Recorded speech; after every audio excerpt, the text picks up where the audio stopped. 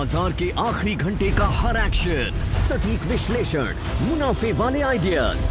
कीजिए कल की तैयारी आज हमारे साथ। देखिए CNBC आवाज मोतीलाल ओसवाल स्टूडियो से लाइव।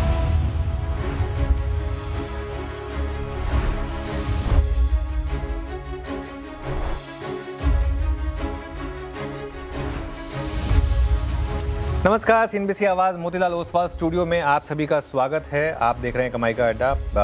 मैं अनुज सिंगल, मेरे साथ श्रेया और वीरू रहेंगे। Good afternoon Shreya, good afternoon Veeru. Good afternoon. और मीनवाइल टेक महिंद्रा के नंबर्स आ रहे हैं और IT से आप वैसे भी कुछ बहुत ज़्यादा एक्सपेक्ट कर भी नहीं रहे थे, लेकिन टेक महिंद्रा का जो सेल नंबर है वो अच्छा है और इस वजह से एकदम से लोअर लेवल से रिकवरी आ गई। इस पर बातचीत करेंगे, लेकिन एक बार वो वापस मार्केट वाली वो प्लेट रखिएगा, मार्केट वाली प्लेट रखिएगा एक बार वापस, जो हम जिसके साथ हम शुरुआत करते हैं। आज के मार्केट को पता है मैं कैसे कहूँगा वीरू, वो जो 6 इंडेक्स वाली आप प्लेट्स रखते हैं ना वो वापस रखिए। हाँ, आज की मार्केट को मैं ऐसे कहूँगा कि जैसे कहते हैं ना, वो स्टैटिस्टिक्स के बारे में कई बार कहते हैं कि कई बार वो जो दिखाते हैं वो मतलब इम्पॉर्टेंट है, लेकिन जो छुपाते हैं वो क्रूशियल है। तो इस समय मार्केट में ये ऐसा ही है। अगर आप देखें तो देख के लगेगा कि आज मार्केट के लिए ख़राब दिन है, पर वैसे मार्केट के लिए ख़राब दिन नहीं है आज, क्योंकि आज फिर पोर्टफोलियो में आपके इंप्रूवमेंट ही हुई होगी। आज एडवांस डिक्लाइन फिर पॉजिटिव है, मिड कैप और स्मॉल कैप ने फिर आउट परफॉर्म किया है। लेकिन हाँ, अगर आप IT में फंसे हुए हैं तो बुरा सीन है, लेकिन अदरवाइज मार्केट ठीक है, कोई ज़्यादा दिक्कत की बात नहीं है। कुछ देर में हम डिटेल में डिस्कस करेंगे। शो की शुरुआत करते हैं अभी हेडलाइंस के साथ। IT सेक्टर की गिरावट ने बिगाड़ा बाजार का मूड। निफ्टी 150 पॉइंट कमजोर होकर 24,400 के करीब। हालांकि bank Nifty flat. Mid cap और स्मॉल कैप आज भी कर रहे हैं out perform. Advance decline positive. Power और FMCG शेयरों में तेजी। कमजोर नतीजों से टूटा HCL टेक का शेयर 11% ज्यादा गिरकर वायदा का टॉप लूजर बना। साथ ही परसिस्टेंट और रिलैक्सी में भी वायदा के टॉप लूजर्स में हुए शुमार। उधर दूसरे IT शेयरों का भी सेंटीमेंट कमजोर। इंडेक्स करीब 5% फिसला। बिग स्टॉक्स में सभी शेयरों का सेक्टर का किया गया था सटीक एनालिसिस। FMCG, कैपिटल गुड्स और डिफेंस शेयरों में अच्छी खरीदारी। करीब 1% चढ़े तीनों सेक्टर इंडेक्स। FMCG में 4% चले टाटा कंज्यूमर और जुबिलेंट फूडवर्क्स। वहीं कैपिटल मार्केट और NBFCs में दिख रही है हल्की प्रॉफिट बुकिंग। कमजोर बाजार में 4GB सेक्टर निफ्टी FMCG कर रहा है कमाल। इंडेक्स करीब 1% मजबूत। साथ ही मजबूत चार्ट्स के दम पर space Tata power president state में खरीदारी कायम। उधर big stocks share Sunteck Realty करीब 10% दौड़ा। टेक महिंद्रा के नतीजे उम्मीद पर खरे उतरे। कांस्टेंट करेंसी आय और मार्जिन दोनों अनुमान के निकले करीब। इस तिमाही में $1 बिलियन से ज़्यादा की नई डील। अब ट्रेंट और SBI लाइफ के नतीजों का इंतजार। EV बैटरी से जुड़े शेयरों में आज जोरदार तेजी। 2027 में EV सेल्स का बल्क प्रोडक्शन शुरू होने की रिपोर्ट से 17% ज्यादा दौड़ा हमारा जब एनर्जी एंड मोबिलिटी। वहीं एक्साइड भी करीब 7% ज्यादा उछाल के साथ वायदा का टॉप गेनर बना। प्राइवेट हॉस्पिटल्स की ओवरचार्जिंग का सरकार कर सकती है इलाज। हॉस्पिटल बिलिंग को पारदर्शी बनाने के लिए उठा सकती है बड़े कदम। सूत्रों के मुताबिक syringes, gloves, pacemakers, heart wall समेत 1 दर्जन आइटम पर मार्जिन कैप लगा सकती है सरकार। CNBC आवाज़ की बड़ी एक्सक्लूसिव। और कल आएंगे IT दिग्गज इन्फोसिस के नतीजे। 0.5% घट सकता है कंपनी का कांस्टेंट करेंसी रेवेन्यू ग्रोथ। हालांकि मार्जिन्स में दिख सकता है सुधार। वहीं LTM और यूनियन बैंक समेत वायदा की 4 कंपनियां पेश करेंगे अपने तिमाही नतीजे।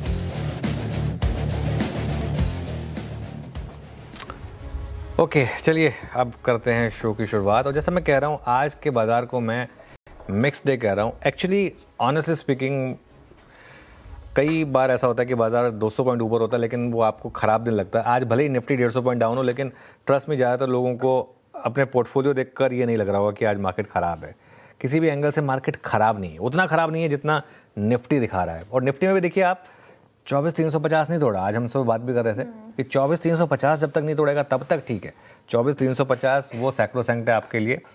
और मिड कैप और स्मॉल कैप लेकर आइए एक बार जरा, एडवांस डिक्लाइन लेकर आइए। मिड कैप और स्मॉल कैप यहाँ आज भी अच्छी तेजी। इनफैक्ट मिड कैप इंडेक्स तो अब डे हाई पर है, 0.5% ऊपर। स्मॉल कैप इंडेक्स तो ऑलमोस्ट क्या 1% से ज़्यादा ऊपर है, 1.25% ऊपर है। और एडवांस डिक्लाइन देखिए, गैप बढ़ ही रहा है एडवांसेस और डिक्लाइंस के बीच में। 1884 बढ़ने वाले शेयर, 1176 गिरने वाले शेयर। तो क्लियरली अगर आप F&O भी देखेंगे, ज़्यादातर स्टॉक्स गेनिंग साइड पर है। तो ये मार्केट के लिए एक अच्छी चीज़ है। अब हुआ क्या, मेनली हम क्यों गिरे, आईटी की वजह से। एक अगर आप आज आईटी का फैक्टर हटा दें तो मार्केट ठीक रहा, उसमें भी टेक महिंद्रा के नंबर्स के बाद रिकवरी आई है, इंडेक्स में करीब 500 पॉइंट की रिकवरी आ गई एकदम से, वो टेक महिंद्रा की वजह से। लेकिन सुबह बात हो गई थी कि आईटी भयंकर गिरेगा आज, और आज का एक्सीडेंट ऑफ द डे होगा। और सिर्फ एचसीएल टेक नहीं, परसिस्टेंट और टाटा एलेक्सी ये दोनों भी ख़राब थे। ये हमने सुबह सिर्फ सीएनबीसी आवाज़ पर चर्चा हुई थी। लेकिन जैसा मैंने कहा, आज का एडवांस डिक्लाइन अच्छा है, पावर शेयरों में ज़बरदस्त तेज़ी है, पावर एक नेक्स्ट लेवल ऑफ तेज़ी दिखा रहा है। अब आप देखें आज भी किस तरीके से पावर स्टॉक्स में एक के बाद एक, चाहे वो एबीबी हो या कोई भी आप स्टॉक उठा के देखें, निफ्टी एनर्जी देखें, श्रेया विरुस 1.5% ऊपर, ज़बरदस्त मोमेंटम इस समय। एफएमसीजी ये अब ट्रेंड इंटैक्ट है, तो ठीक है मार्केट में मेरे ख्याल से अभी भी सब कुछ बढ़िया है। बस हाँ, आईटी को छोड़ दें तो। ओके, आईटी को छोड़कर मार्केट अभी फिलहाल अच्छा नजर आ रहा है। आईटी पौने 4% डाउन आज के सेशन में था। अब तो देखते हैं कि यहाँ से क्या रुख लेता है, लेकिन काफ़ी कमज़ोर रहा आईटी स्पेस। अच्छी चीज़ ये है मार्केट में आज की ब्रेथ काफ़ी इंटैक्ट है, स्टॉक स्पेसिफिक मूव्स मिल रहे हैं मार्केट में। लेकिन सर, दोनों तरफ के ट्रेड्स आज निफ्टी में प्ले आउट हुए हैं, और बैंक निफ्टी की जो स्ट्रैटेजी थी सुबह, वो तो शानदार प्ले हुई है। तो रणनीति सटीक बैठी, बैंक निफ्टी इन ग्रीन ही काम काज कर रहा है। लेकिन वो जो लेवल है 24,350 का, अगर वो 1.5 घंटे में टूट जाता है, ऐसा ना हो, लेकिन तो फिर क्या स्ट्रैटेजी अपनाएं? अब कौन से लेवल्स इंपॉर्टेंट हो गए? स्टॉक स्पेसिफिक ही अवसर तलाशने चाहिए, क्योंकि मिड कैप और स्मॉल कैप्स में, कल तो स्मॉल कैप्स में बस शानदार बाइंग थी और आज भी वो कंटिन्यू होता हुआ नजर आया है। क्या कह रहे हैं?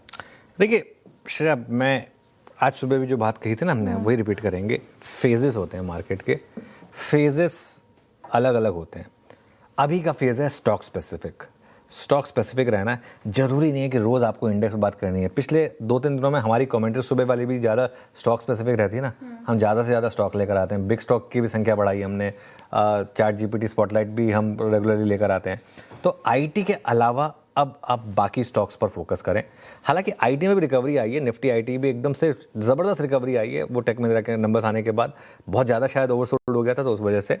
लेकिन फिर भी इंडेक्स पर श्रेया हम दोनों तरफ के बड़े मूव प्ले कर चुके हैं। आई थिंक वो 25,800 से लेके 25,000 से लेके 22,200 तक का पूरा मूव सीएनबीसी आवाज़ पर कैप्चर हुआ। पूरे मार्च में हमने नेगेटिव व्यू लिया, लोगों का पैसा बचाया, दावे के साथ कह रहा हूँ पैसा बचाया, और जिन्होंने पैसा बचाया वो उस बात को मानते भी हैं, और उसके बाद सही समय पर वापस पैसा मार्केट में लगाने की बात भी की थी हमने। अब हमारा फोकस कुछ दिनों से स्टॉक स्पेसिफिक है। लगातार बात ये हुई है कि अब इंडिविजुअल स्टॉक्स पर फोकस करें। मिड कैप और स्मॉल कैप ने तो अभी चलना शुरू किया है। और एक चीज़ ध्यान रखें, अब ये सीज फायर अगर एक्सटेंड रहेगा तो एक बढ़िया मार्केट के पास एक क्यू रहेगा। और निफ्टी में अभी भी अप ट्रेंड जो है ना वो इंटैक्ट है, और 24,300 के नीचे ही ट्रेंड टूटने का रिस्क होगा यहाँ पर। बैंक निफ्टी में अभी भी ज़बरदस्त मजबूती है, इसमें कोई डाउट नहीं है। बस एक रिस्क है क्रूड का 100 के पास रहना। 100 के पास क्रूड का रहना ये थोड़ा सा दिक्कत वाला मामला है। इन्फोसिस के नंबर्स जो है ना वो मुझे लग रहा है कि अब एक बड़ा ट्रिगर होगा यहाँ पर। निफ्टी पर जहाँ तक स्ट्रैटेजी की बात है, अगर आप 24,350 के नीचे बंद हों तो आप लॉन्ग से निकले। आज भी 352 तक गए हैं, उसके बाद ऊपर आ गए। क्लोजिंग में एक बार मैं वापस रिविजिट करूंगा। वैसे कई बार ये होता है ना कि 360 पे अगर आप बंद हो रहे हो तो क्या करें, in that case we will revisit. लेकिन अभी 350 नहीं तोड़ा है, तो आप एग्जिस्टिंग लॉन्ग, वैसे भी फ्रेश लॉन्ग की तो हमारी सलाह थी भी नहीं कल परसों में पोजिशनली, सिर्फ एग्जिस्टिंग लॉन्ग्स को मैनेज करने की बात थी। तो 24,350 का स्टॉप लॉस रहा है। नई लॉन्ग पोजीशन अगर आपको लेनी है तो थोड़े सपोर्ट लेवल्स का वेट करें। किसी भी कारण से सपोज आपको निफ्टी 23,800 से लेकर 24,050 के जोन में मिल जाए मान, तो फ्रेश एंट्री का अच्छा मौका रहेगा। ठीक है, 24,500 24,600 ये फंसने का जोन है। यहाँ पर आप लगातार रेजिस्टेंस फेस कर रहे हैं, तो वो अभी भी इंटैक्ट है। बैंक निफ्टी की जहाँ तक बात है, बैंक निफ्टी में आज जो हमारी एक सुबह का व्यू था ना श्रेया, वो देखिए सुबह हम एक सिंपल व्यू लिया गया था, 56,800 से 57,200 के बीच में बाय करें स्टैगर्ड मैनर में। एवरेज उसकी होती है 57,000, आजकल वो 57,000 था, और वहाँ पर आप लॉन्ग इनिशिएट करें, एक स्टॉप लॉस लगा दें 56,650 56,700 का था, मुझे एग्जैक्ट याद नहीं है, लेकिन 57,500 से 58,000 तक के रास्ते खुले, ये बात हुई थी यहाँ पर। और अभी भी देखें तो आप इंडेक्स ने उस जोन को रिस्पेक्ट किया, स्टॉप लॉस को रिस्पेक्ट किया, और अभी भी वो 57,500 से 58,000 का रास्ता मेरे ख्याल से खुला है यहाँ पर। वीरू के पास चलते हैं स्टॉक स्पेसिफिक एक्शन के लिए। Viru, good afternoon. Good afternoon Anuj. Intraday basis पे अनुज इतने स्ट्रॉन्ग मूव आ चुके हैं कि अब थोड़ा सा जस्टिफाई करना मुश्किल है, लेकिन एक बार फिर से मैं जिन स्टॉक्स में स्टैट्स अच्छे हैं एक बार रखिएगा। सीजी पावर देखिए चल बहुत चुका है, पिछले 3-4 दिन में चला काफ़ी है, बट अब ये स्टॉक जो है वो अपने मल्टी मंथ सितंबर, अक्टूबर, नवंबर, दिसंबर, जनवरी, फरवरी, मार्च, इन सारे मंथ्स के स्विंग हाई को काटता हुआ with strong why performance. Please पहले वाई रखिएगा स्क्रीन पर। 830 के आसपास अगर आप देखें इसका वो क्लस्टर आता है, और ये सितंबर स्विंग का हाई है। तो पहला स्टॉक जिस पर नज़र है, मतलब आज के पर्सपेक्टिव से, क्लोजिंग के पर्सपेक्टिव से और आने वाले कुछ सेशन के लिए, वह है सीजी पावर। 2.5% हुआ है, बिल्डअप हुआ, 4.5 लाख शेयरों का यहाँ पे एडिशन हुआ है। एक ये। दूसरा, यूनियन बैंक आपकी स्क्रीन पे आएगा 196.35। पीएसयू बैंक्स ने आज थोड़ा सा एक जौहर दिखाया। यूनियन बैंक एक बार फिर से थोड़ा सा 200 का जो कॉल राइटर है ना, उसको थोड़ा सा परेशान कर रहा है। करीब 4 रुपए ऊपर की क्लॉस की जो कॉल्स है वहाँ पे थोड़ी सी अगर आप देखें तो मैंने हरकत देखी, इसीलिए मैंने मार्क किया। लुक एट ओआई बिल्डअप, 27,30,000 शेयरों का यहाँ पे बिल्डअप हुआ, टेक्निकली साउंड। और अब ये उस फरवरी के स्विंग हाई को काटने की, बाइसेक्ट करने की कोशिश करता हुआ, तो अच्छा मूव यहाँ पर है। और लास्ट स्टॉक जो कि मैं मार्क करूँगा यहाँ पर वो है JSW एनर्जी। रखिएगा स्क्रीन पर। JSW एनर्जी ने भी बहुत अच्छी तरीके से अपना मार्च 2025 से लेकर अब तक का, यानी फ्रेंकली स्पीकिंग 52 हफ्तों का नया हाई क्रिएट किया, और 0.38% ओआई बिल्डअप हुआ। बिल्डअप अच्छा है और डी हाई पे ट्रेड करता हुआ, तो और क्लियर कट चार्ट यहाँ पर।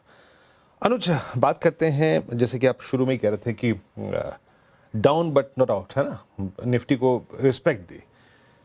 वो जो एक स्पेस क्रिएट किया है ना, वो निफ्टी आईटी ने, उसके कोलैप्स ने, उस पेन ने, उसको काफ़ी हद तक क्या निफ्टी एफएमसीजी ने भरने की तैयारी की या फिर करा? आप मानते हैं यही एडवांटेज निफ्टी को मिला आज? बिल्कुल। देखिए, आई थिंक आपने एफएमसीजी की बात की है। मेरे ख्याल से एफएमसीजी आज सुबह हमने चार्ट जीपीटी में लिया था वीरू, और बहुत लोग कहेंगे कि क्यों लिया। आप देख लीजिए क्या शानदार मूव्स आया आज एफएमसीजी में। कल आपने देखा किस तरीके से नेस्ले, कल हिंदुस्तान यूनिलीवर में सारे के सारे टारगेट क्लोजिंग में हिट हुए थे, उसके बाद उसको कैरी करने की एडवाइस थी, और आज सुबह इसमें फिर बड़ा मूव आया। ये अगर आप CNBC आवाज़ देख रहे हैं तो ये आपको दिखाई देगा। कल नेस्ले का वो कॉल थी जो 1400 की, वो स्क्रीन पर आपने देखा था 7 वाली कैसे 20 हुई थी, और आज तो एक बार के लिए 40 रुपये तक होकर आई वो। अब थोड़ी सी कूल ऑफ हो गई होगी ऑब्वियसली, क्योंकि हल्का सा स्टॉक कूल ऑफ हो गया, लेकिन अभी भी ग्रीन में है। आई थिंक एफएमसीजी इंडेक्स जिस लेवल पर था वहाँ से एफएमसीजी इंडेक्स ड्यू था।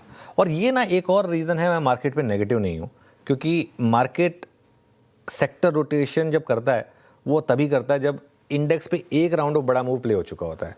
अब इंडेक्स पे एक राउंड ऑफ बड़ा मूव प्ले हो चुका है, थोड़ा इंडेक्स कंसोलिडेट करेगा, एक आध सेक्टर गिरेंगे, कभी बैंक गिर गया, कभी आईटी गिर गया, उसके जगह कुछ और सेक्टर चलेगा। आज जैसे ऑटो एंसिलरी और वो बैटरी वाले सारे स्टॉक्स देखिए, आज अमारा राजा और एक्साइड में कहाँ से एकदम से मूव आ गए। अमारा राजा और एक्साइड देखिए, अमारा राजा करीब 17% ऊपर, लास्ट टाइम कब था अमारा राजा 17% ऊपर, एक्साइड देखिए 7% ऊपर, लास्ट टाइम कब था एक्साइड 7% ऊपर।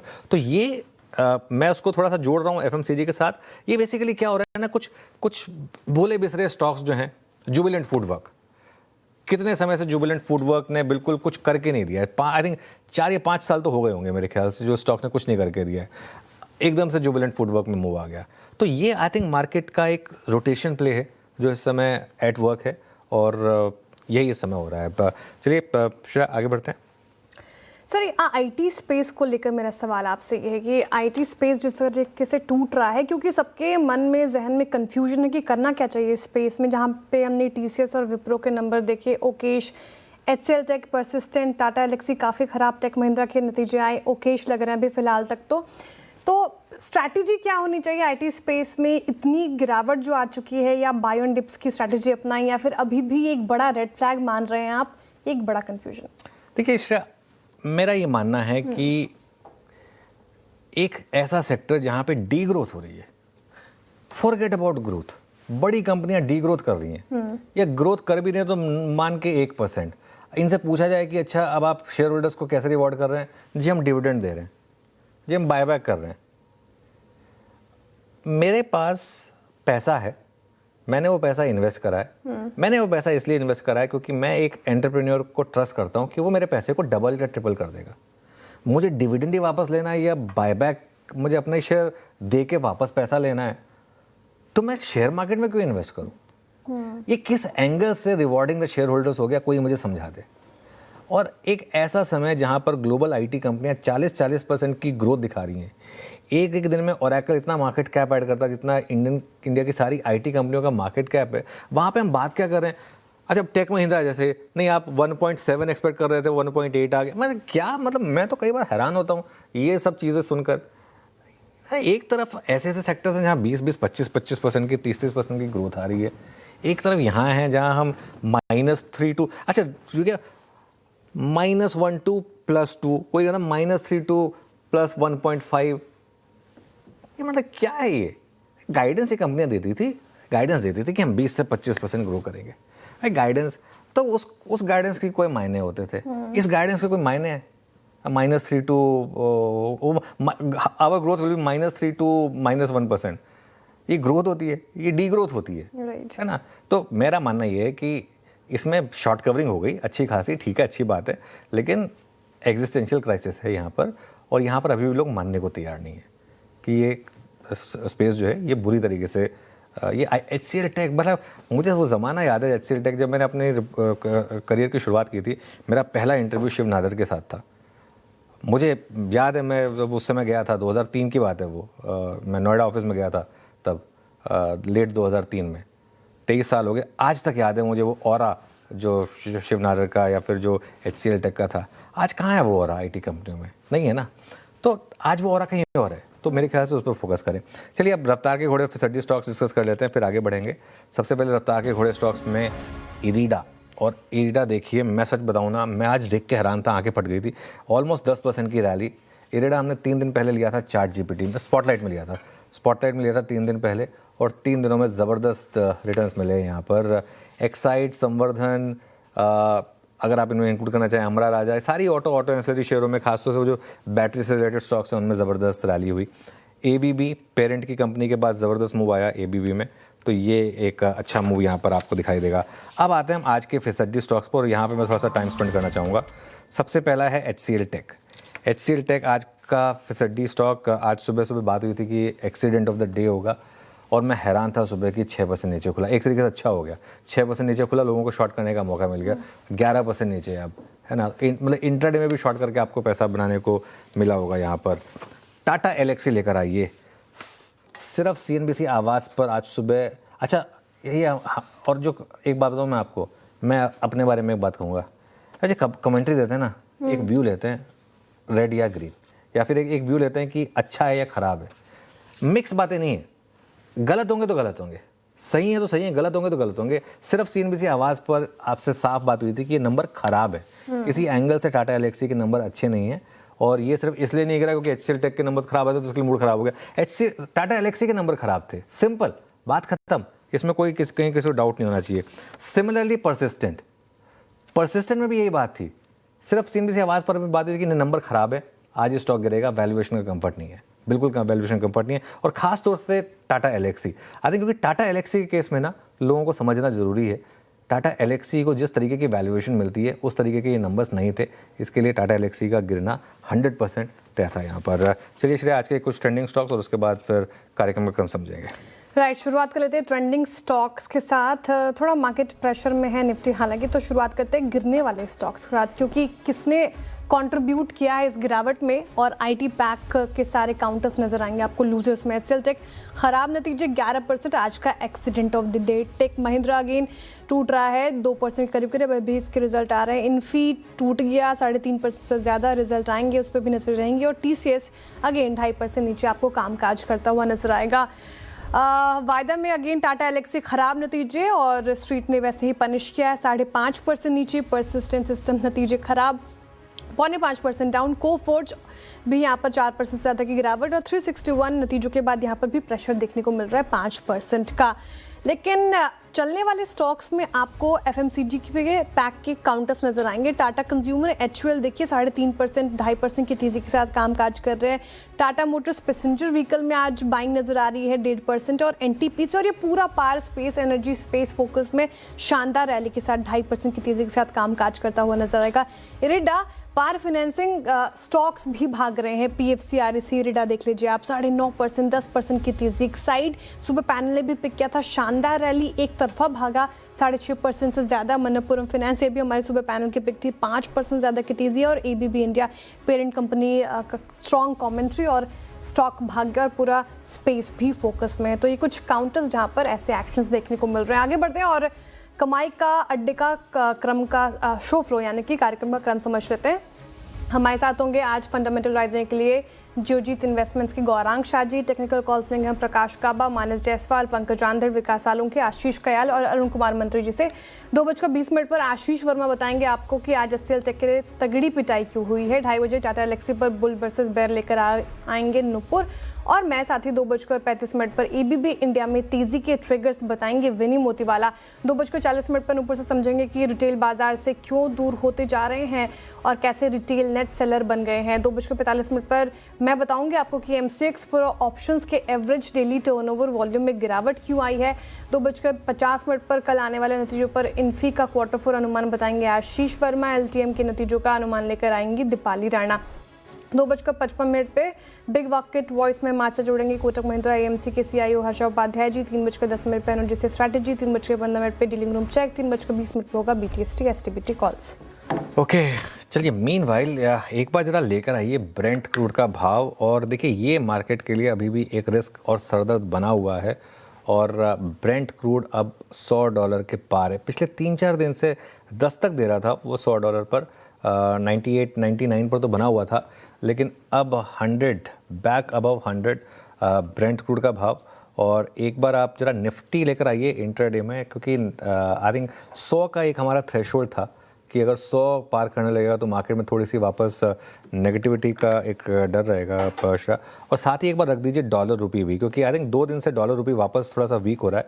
और डॉलर रुपी एक बार ज़रा लेकर आइए। डॉलर रुपी क्या कर रहा है एक बार ये देख लेते हैं। डॉलर रुपी, हाँ ये देखिए 93.83 पर इस समय करीब 1/3% नीचे इस समय ये आपको इस समय ये आपको ट्रेड करता हुआ दिखाई देगा। चलिए अब शुरुआत करते हैं हमारी ट्रेड्स की। हमारा पैनल तैयार है। गुड आफ्टरनून आप सभी को। गाबा सर के साथ शुरुआत करेंगे। गाबा सर गुड आफ्टरनून, बताइए ट्रेड। सभी पैनल्स को भी गुड आफ्टरनून। स्टॉक का नाम है गोदरेज सीपी, सेफ सेक्टर है। आज ट्रेड कर रहा है 1144 पे ट्रेड कर रहा है गोदरेज कंज्यूमर प्रोडक्ट्स। स्टॉप लगाएंगे करीब 1137 का, 3 और 4 7 रुपए का। टारगेट रहेगा 1160, पॉसिबल है गोदरेज सीपी। 1145 पर गोदरेज सीपी आपका बाय कॉल। मानस गुड आफ्टरनून, आपका ट्रेड। गुड आफ्टरनून वीरेन जी। तो देखिए नैल्को पे खरीदारी करने की राय रहेगी। नेशनल एल्यूमिनियम जहां पर स्टॉक करेक्ट हुआ था, 10 डे मूविंग एवरेज पे सपोर्ट लेके वापस रैली देखने को मिल रही है। तो नेशनल एल्यूमिनियम में 429 रुपए 429 के स्टॉप लॉस से खरीदारी करेंगे। 445 तक के टारगेट्स पॉसिबल है। ये कैश लेवल्स है। चाहे तो 435 435 वाला कॉल ऑप्शन जो 9 रुपए पे ट्रेड हो रहा है उसमें 6.5 रुपए का स्टॉप लॉस लगा लें और 14 रुपीज के टारगेट सेट कर लें। ओके, नैल्को मानस जी की पिक हो गई, खरीदारी की राय। विकास जी गुड आफ्टरनून, आपकी पिक क्या होगी? गुड आफ्टरनून श्रेया जी। देखो ओवरऑल मार्केट का सेटअप मुझे लगता है कि वापस एक अपसाइड देखने मिल सकता है, तो मेरा बाय कॉल रहेगा एसआरएफ।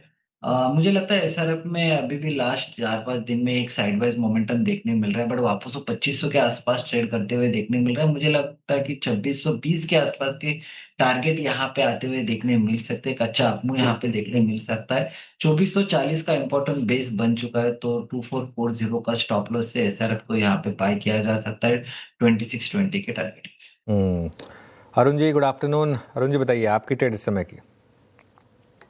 जी good afternoon Anuj sir, good afternoon सभी को। मेरा ट्रेड कैपिटल गुड्स सेगमेंट से रहेगा। सभी स्टॉक्स में मेजर मोमेंटम नजर आ रहा है, तो कमिंस इंडिया को खरीदने की सलाह है। 5204 के आसपास चल रहा है, एक अच्छा ब्रेकआउट देखने को मिला है और ब्रेकआउट का कंटिन्यूएशन आज आपको अगेन देखने को मिल रहा है। 5145 का स्टॉप लॉस लगा के कमिंस को बाय करने की सलाह है। 5320 तक के पोजिशनल टारगेट्स आ सकते हैं, तो as a delivery trade Cummins India को बाय करके चल सकते हैं। कमेंट्स 5207 पे कैपिटल गुड स्पेस में आपका एक बाय कॉल है। पंकज, गुड आफ्टरनून, आपका ट्रेड इस वक्त का। Good afternoon Virendra ji, good afternoon Anuj sir, Shreya Jain, all the co-panelist. Sir, NTPC के फ्यूचर्स में खरीदारी की सलाह रहेगी।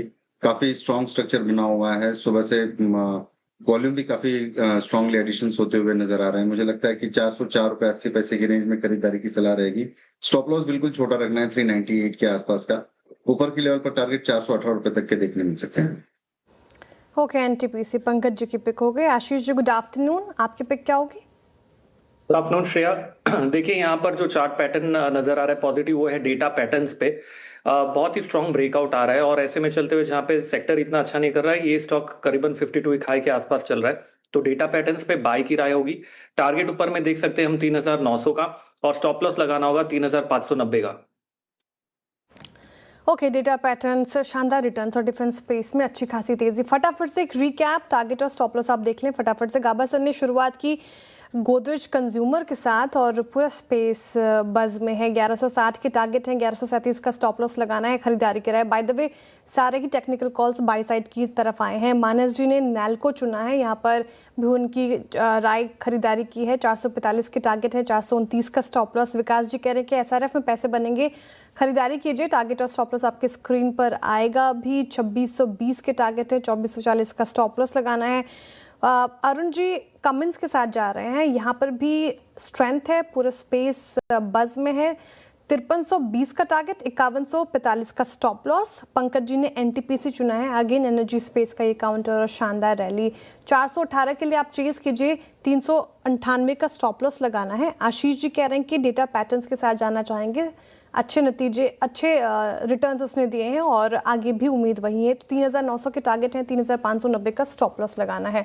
लेकिन इस मार्केट में आपका इन्वेस्टमेंट आइडिया क्या हो, वो गौरांग जी से समझेंगे। गौरांग जी, गुड आफ्टरनून, स्वागत है आपका कार्यक्रम में। बताइए सर, कौन सा स्टॉक सुझाएंगे? बहुत बहुत धन्यवाद श्रेया जी, आपका मंच पर आमंत्रित करने के लिए। सीएनबीसी आवाज के दर्शकों को और आप सभी को सादर प्रणाम और शुभ दिन हमारे तरफ से। एक छोटा डिस्क्लेमर देना अनिवार्य होगा कि जो भी निवेश लायक रणनीति आपके समक्ष इस कार्यक्रम में रखेंगे आज दोपहर, ये बुनियादी दर के आधार पर लंबी अवधि के लिए हमारी फंडामेंटल रिसर्च टीम की तरफ से। इसमें हमारी कंपनी जियोजित अथवा मेरा किसी भी प्रकार का व्यक्तिगत निवेश नहीं है, ना ही किसी प्रकार का वित्तीय लाभ मिलता है, ना ही किसी प्रकार का मतभेद, कॉन्फ्लिक्ट ऑफ इंटरेस्ट। लेकिन इसी स्तर पर राय हम हमारे क्लाइंट्स को देते हैं। संभव है कि उनका निवेश हो। ऊर्जा उत्पादन क्षेत्र, श्रेया जी, काफी लंबे समय से हमारी राय रही है और हमने निरंतर इस क्षेत्र के ऊपर निवेशकों को ध्यान देने के लिए कहा है। जिस प्रकार से परिवर्तन हो रहे हैं आने वाले भविष्य में और जिस प्रकार से नई ऊर्जा उत्पादन क्षमता जुड़ रही है, टाटा पावर एक लंबे समय से, मेरे ख्याल से दायरेबंद कारोबार 350-400 के बीच में काफी लंबे समय तक ये जूझता रहा। फिर नीतियों के आधार पर और ऊर्जा क्षेत्र चर्चित होने के कारण काफी सारे ऊर्जा उत्पादन कंपनियां ऊपर के तरफ के दायरे, तो ये पसंद आता है टाटा पावर। लंबी अवधि के लिए यहाँ पर हमारी खरीदारी की राय है। इस स्तर से शुरुआत कीजिए, गिरावट पर जोड़िए और अगर नतीजों के आधार पर सकारात्मक आंकड़े आए अनुमान से बेहतर, तो हमारे लक्ष्यांक में भी हम उसी प्रकार से परिवर्तन करेंगे। ओके, चलिए अब एक काम करते हैं, आगे बढ़ते हैं। सरकार आज ऑनलाइन गेमिंग से जुड़े रूल्स जारी कर सकती है, साथ ही ऑनलाइन गेमिंग इंडस्ट्री को रेगुलेट करने के लिए अथॉरिटी को भी नोटिफाई किया जा सकता है। इस पूरी एक्सक्लूसिव जानकारी के लिए असीम के पास चलते हैं। असीम, गुड आफ्टरनून, बताइए। देखिए, पिछले साल अक्टूबर में सरकार ने online promotion gaming and regulation bill जो है उसको पास किया था। उसके बाद से आपने देखा होगा जो भी मनी गेम्स खिला रहे थे कंपनियां, जैसे कि ड्रीम 11 है, फैंटेसी स्पोर्ट्स, एमपीएल खिला रही थी, तो उन सब ने अपने गेम्स यहां पर बंद कर दिए थे। लेकिन तब सरकार ने इससे जुड़े हुए रूल्स जारी नहीं किए थे। अब आज जो हम सूत्र बता रहे हैं कि सरकार इसके लिए रूल्स जारी करने की तैयारी कर रही है और बहुत जल्दी जारी हो सकते हैं। पहले ये कहा गया था कि सभी कंपनियों को सरकार के पास रजिस्ट्रेशन कराना पड़ेगा, लेकिन अब सरकार ने रूल्स के जरिए ये साफ करने जा रही है कि जो भी कंपनियां सिर्फ मनी गेम्स खिलाएंगी उनको ही रजिस्ट्रेशन कराना पड़ेगा, बाकी जितने भी स्पोर्ट्स हैं चाहे वो ई स्पोर्ट्स हो, सोशल स्पोर्ट्स हो, सरकार उनको बढ़ावा देगी। और एक और बड़ी बात, सरकार इसके लिए online gaming authority of India उसको भी आज नोटिफाई करने की जा रही है। तो एक बार ये गेमिंग अथॉरिटी बन जाएगी तो ये सारी वाच करेगी कि कौन सी कंपनियां मनी गेम्स खिला रही हैं, कौन सी नहीं खिला रही है, तो उन कंपनियों के ऊपर कार्रवाई भी की जा सकती है। जैसे कि बिल में कहा गया था कि कंपनियों के ऊपर 1 करोड़ रुपए का जुर्माना और 3 साल की सजा हो सकती है। तो ये आज अथॉरिटी बनकर के भी तैयार हो जाएगी और जो रूल्स हैं गेमिंग के वो भी आज सरकार नोटिफाई कर देगी।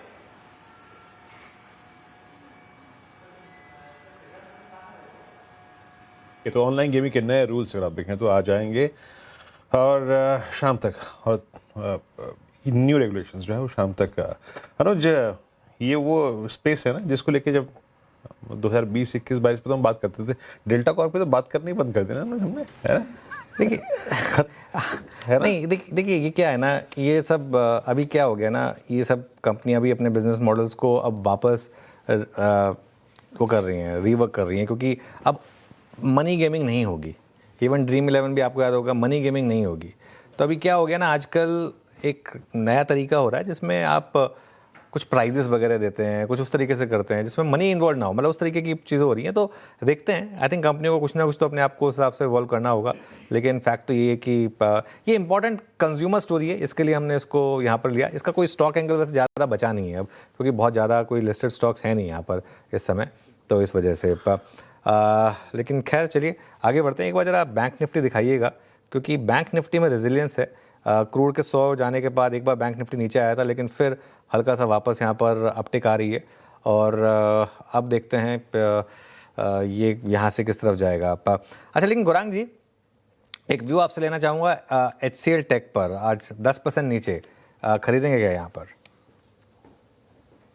मैं उम्मीद कर रहा था ये प्रश्न आप मुझसे नहीं पूछेंगे अनुज भाई, क्योंकि आज परिस्थिति बहुत ही कमजोर है और आंकड़ों को लेकर के तो अलग, लेकिन जो टिप्पणियां मैनेजमेंट ने कारोबार को लेकर के भविष्य की करी है वो मेरे ख्याल से बहुत ही निराशाजनक है। और एक समय हुआ करता था अनुज भाई, जब नतीजे आते थे आईटी क्षेत्र की दिग्गज कंपनियों में, तो मैंने ये देखा है, अनुभव किया है कि HCL टेक के नतीजे बाकी अन्य दिग्गज कंपनियों से थोड़े बहुत बेहतर और अच्छे आते थे। लेकिन इस बार की जो आंकड़े आए हैं चौथी तिमाही के पिछले वित्तीय वर्ष के, और जो टिप्पणियां करी है कारोबार को लेकर के, वो निराशाजनक है। अब अभी डिस्क्लोजर देना अनिवार्य होगा कि हमारी निवेश बनाए रखने की राय है। अभी तक नतीजे अभी आए हैं, तो रिसर्च टीम को थोड़ा समय लगेगा किसी भी तरह का परिवर्तन करने के लिए, लेकिन फिलहाल निवेश बना करके रखने की राय है। HCL टेक में निवेश बनाए रखने की राय है, लेकिन 11% नीचे रिजल्ट के बाद। रिजल्ट में ऐसा क्या आ गया जो 11% नीचे, इतना खराब, और स्ट्रीट ने वर्डिक्ट सुनाया। लेकिन डिटेल में समझते हैं कि HCL टेक को ऐसा पनिशमेंट क्यों मिला है। आशीष जी से बताएं सर। सुबह से चर्चा हो रही है इस प्लेटफॉर्म पे, फिर भी सबसे बड़ा रीजन कि Q4 का परफॉर्मेंस बेहद डिसअपॉइंटिंग था। सारे एस्टिमेट्स मिस करे, पूरे साल FY26 का जो गाइडेंस इस आईटी कंपनी ने दिया था उसको मिस करा, और FY27 का जो गाइडेंस प्रेजेंट करा है वो सारी एक्सपेक्टेशन से कमजोर। ये रीजन है। डिटेलिंग कर देता हूं क्विकली। कांस्टेंट करेंसी में आए 1% गिरने की बात थी, 3.3% आय गिरती हुई नजर आई। ये कह रहे हैं कि कुछ यूएस की टॉप टेलीकॉम कंपनीज ने बजट कट्स करे और सैप के प्रोजेक्ट कैंसिलेशंस हुए, इसका खामियाजा भुगतना पड़ा। पूरे साल की जो गाइडेंस दी थी FY26 की, वो 4 से 4.5% कांस्टेंट करेंसी आय में उछाल की थी, 3.9% आई। उसके लोअर थ्रेशोल्ड को मिस कर गई ये कंपनी। और एक और दिक्कत की बात, अगले साल की गाइडेंस 1 से 4% साल, ये सबसे ज्यादा प्रीमियम कमांड करते थे इस पूरे टॉप टीयर 1 पीयर्स में, क्योंकि ग्रोथ अच्छी थी। 1 से 4% ग्रोथ की बात कर रहे हैं। स्ट्रीट 3 से 6%, 2 से 5% बटे हुए थे, लेकिन इससे कहीं बेहतर एक्सपेक्टेशन लेके चल रहे थे। ये डिसअपॉइंटमेंट है। इतना कंजर्वेटिव आउटलुक है, लग रहा है डिस्क्रिशनरी स्पेंड्स सुधरने में अभी समय लगना है, तो चैलेंजिंग समय है, उसका खामियाजा HCL टेक भुगत रहा है। टेक महिंद्रा से एकदम से नतीजे आए और भागा ऊपर, लेकिन वहां पे सस्टेन नहीं हो पाया और लगातार फिर वहां से गिर रहा है। नतीजे आ गए, कैसे नतीजे? वो कहते हैं ना, नंबर्स देख के आपने एक साइ ऑफ रिलीफ लिया होगा, क्योंकि एचसीएल टेक के नंबर्स ने आपको डराया था। टेक महिंद्रा के कांस्टेंट करेंसी में आए, हम लोग चर्चा कर रहे थे कि 0.4 से 0.5% क्यू ऑन क्यू बढ़ेगी, उसके सामने 0.6% बढ़ी, तो एक्सपेक्टेशन पे डिलीवर करा। और डर आज ज्यादा इसलिए लग गया था क्योंकि अभी भी मैंने बताया एचसीएल टेक ने कहा था कि यूएस के कुछ टॉप टेलीकॉम क्लाइंट्स ने बजट काटे। टेक महिंद्रा के लिए आज भी सबसे बड़ा इंपॉर्टेंट वर्टिकल टेलीकॉम का है, तो और डर लगा हुआ था स्ट्रीट को, और उसके सामने ऐसा कुछ नहीं हुआ। नंबर्स पे ये डिलीवर करते हुए नजर आए, इनफैक्ट एक्सपेक्टेशन से स्लाइटली अहेड ही गया नंबर। दूसरी बात, कोई निगेटिव सरप्राइज इस नंबर में नहीं। अब वो स्टॉक कैसे भी बिहेव कर रहा हो, अपने आप में कोई निगेटिव सरप्राइज नहीं है, और शायद इसीलिए इन्होंने दिन दहाड़े अपने नंबर्स दे दिए। आमतौर पे बाजार बंद होने के बाद शाम को नंबर्स आते हैं। खैर, मार्जिन के फ्रंट पे टेक महिंद्रा का सबसे इंपॉर्टेंट रहा है पिछले कई क्वार्टर से मार्जिन में लगातार इंप्रूवमेंट। हम एक्सपेक्ट करते 13.1 से बढ़ के 13.7% पे आएंगे, लीजिए 13.8% पे आए, 70 बेसिस पॉइंट मार्जिन में इंप्रूवमेंट है। और इन नंबर्स को देख के क्लियरली ये लग रहा है जो उन्होंने स्टेटेड गाइडेंस आज से कहीं पहले दी थी कि FY27 में आने इस फाइनेंशियल ईयर जो हम खड़े हुए हैं, अपने पीयर से बेहतर परफॉर्म टॉप लाइन के फ्रंट पे और मार्जिन 15% पे लेके आएंगे, ये उस पथ पर कंटिन्यू कर रहे हैं। तो वो रिलीफ था जो स्क्रीन पे नजर आया। बाकी आईटी का मूड बिगड़ा वो अपनी जगह फैक्ट है। बिल्कुल, आईटी का मूड बिगड़ा हुआ है, एक टेम्परेरी रिलीफ, और थोड़ा सा टेक महिंद्रा में आपको नजर आया। और जैसे ही हमने नंबर्स पढ़े तो उसके बाद एक अपटिक आया था, हालांकि वो भी थोड़ा सिंक हो रहा है अब। और ये बात कल आशीष ने कल जब हम बात कर रहे थे कि स्लाइटली बेटर नंबर्स होंगे टेक महिंद्रा के। मीनवाइल मैं आईटी से थोड़ा सा बाहर निकलना चाहूँगा। मैं आपके स्क्रीन पे लेके आता हूँ निफ्टी एनर्जी इंडेक्स 39877। अभी एक चीज़ मैं इनफैक्ट रीड कर रहा था, अक्टूबर 24 को इसने इसी प्राइस पर 39876 पर अपना 200 डेमा तोड़ा था इस इंडेक्स ने, और आज उस प्राइस को रीगेन करता हुआ स्कैनिंग करते हैं थोड़ी सी सेक्टर की। एबीबी इस दौर के नए हाई पर, अदानी एनर्जी ऑलमोस्ट इस वक्त 1358 पे 8 फरवरी 2023 के बाद की अब तक की सबसे हाईएस्ट ट्रैजेक्टरी पे Adani green energy, Adani power. उसके बाद आप देखिए आगे बढ़ते हैं, इसमें BHEL अब अपने अगस्त 24 के हाई को क्रॉस करता हुआ, और अगर आप बड़े ब्रेकआउट्स में देखें CSC 180 पर अप्रैल 25 के बाद अब तक की new highest trajectory, CG power जनवरी 25 के बाद की हाईएस्ट ट्रैजेक्टरी। तो क्या खूबसूरत ब्रेकआउट हैं। अच्छा, इसमें मानस मैं आपसे पूछूं तो अदानी ग्रुप के पहले स्टॉक्स पे फोकस करते हैं, मल्टी ईयर मल्टी रेंज, मतलब जिसे कहते हैं ना मल्टी मंथ रेंज के ब्रेकआउट्स हैं यहाँ पर। मानस, ये अदानी ग्रीन एनर्जी को देखिएगा 1196, मेरे ख्याल से जनवरी 25 के बाद का हाईएस्ट लेवल ये है। आपका टेक क्या है, क्या आउटलुक बन रहा है इस प्राइस पे इसका? तो देखिए, ये लगातार 1150 के आसपास रेजिस्टेंस फेस कर रहा था, बट फाइनली इस बार 1150 के लेवल को ब्रीच किया है स्टॉक ने। आई थिंक ये एक नए मूव में जा सकता है जिसमें शायद आपको 1450 1450 तक के टारगेट देखने को मिल सकते हैं। करंट लेवल्स पे नहीं, कोई डिप मिले तो खरीदारी करें, और आपको स्टॉप लॉस 1074 के नीचे लगा के रखना है। ओके, अदानी ग्रीन पर ये व्यू हो गया। डेज हाई पर कर रहा कामकाज। एनर्जी स्पेस में बहुत अच्छी रैली है। चलिए अब वक्त हो रहा है टॉप कैश कॉल्स का। कैश कॉल्स लेंगे हम गाबा से, विकास जी से और साथ ही आशीष खयाल जी से। गाबा सर बताइए, कैश में कौन सा काउंटर? मुझे ध्यान आ रहा है PPL pharma share. PPL pharma का स्ट्रक्चर अच्छा है, अपू मिल रहा है, कंसोलिडेशन के बाद अच्छा ब्रेकआउट मिल रहा है, ट्रेड कर रहा है 153.80 पे। स्टॉप लगाएंगे करीब 153 पे, करीब ₹1 का स्टॉप समझो। टारगेट 160 तक हो सकता है स्पिल ओवर ट्रेड कल तक के लिए। PPL pharma. विकास जी के पास चलते हैं अगली कैश कॉल के लिए। विकास जी, आप क्या पिक कर रहे हैं कैश में? देखो, आइनॉक्स विंड मुझे यहाँ पे स्ट्रांग लग रहा है। जिस हिसाब से लास्ट वीक में भी हमने इसके ऊपर डिस्कस किया था, जिस हिसाब से वीकली और डेली दोनों फॉर्मेट पे यहाँ पे पॉजिटिव क्रॉसओवर भी देखने मिल रहा है, प्लस जो डायरेक्शन मूव इंडेक्स है वो भी यहाँ पे स्ट्रांगली इंडिकेट कर रहा है स्ट्रेंथ। तो ऊपर में मुझे लगता है 112 114 के आसपास के टारगेट यहाँ पे बनते हुए देखने मिल रहे हैं। नीचे में भी 100 के आसपास इंपॉर्टेंट बेस बन चुका है, तो 100 के स्टॉप लॉस में बाई किया जा सकता है 114 के टारगेट के। आइनॉक्स विंड, विकास जी की पिक हो गई कैश में। आशीष जी, कैश में कौन सा काउंटर देख रहे हैं आप? देखिए, यहाँ पर ट्यूब इन्वेस्टमेंट्स है, TI इंडिया के नाम से। ये बहुत ही स्ट्रॉन्ग मोमेंटम में स्टॉक बना हुआ है, तो यहाँ पर अगर थोड़ी भी कोई डिप मिलती है तो वहां पर बाय करिए। ऊपर में जो टारगेट है इस स्टॉक का हम करीबन 3180 तक का देख सकते हैं, और स्टॉप लॉस नीचे में जो लगाना होगा वो 2900 का होगा। इन्वेस्टमेंट सी हो गई आशीष कयालजी की पिक, तो people pharma INOX window tube investment cash के लिए पिक किया गया है।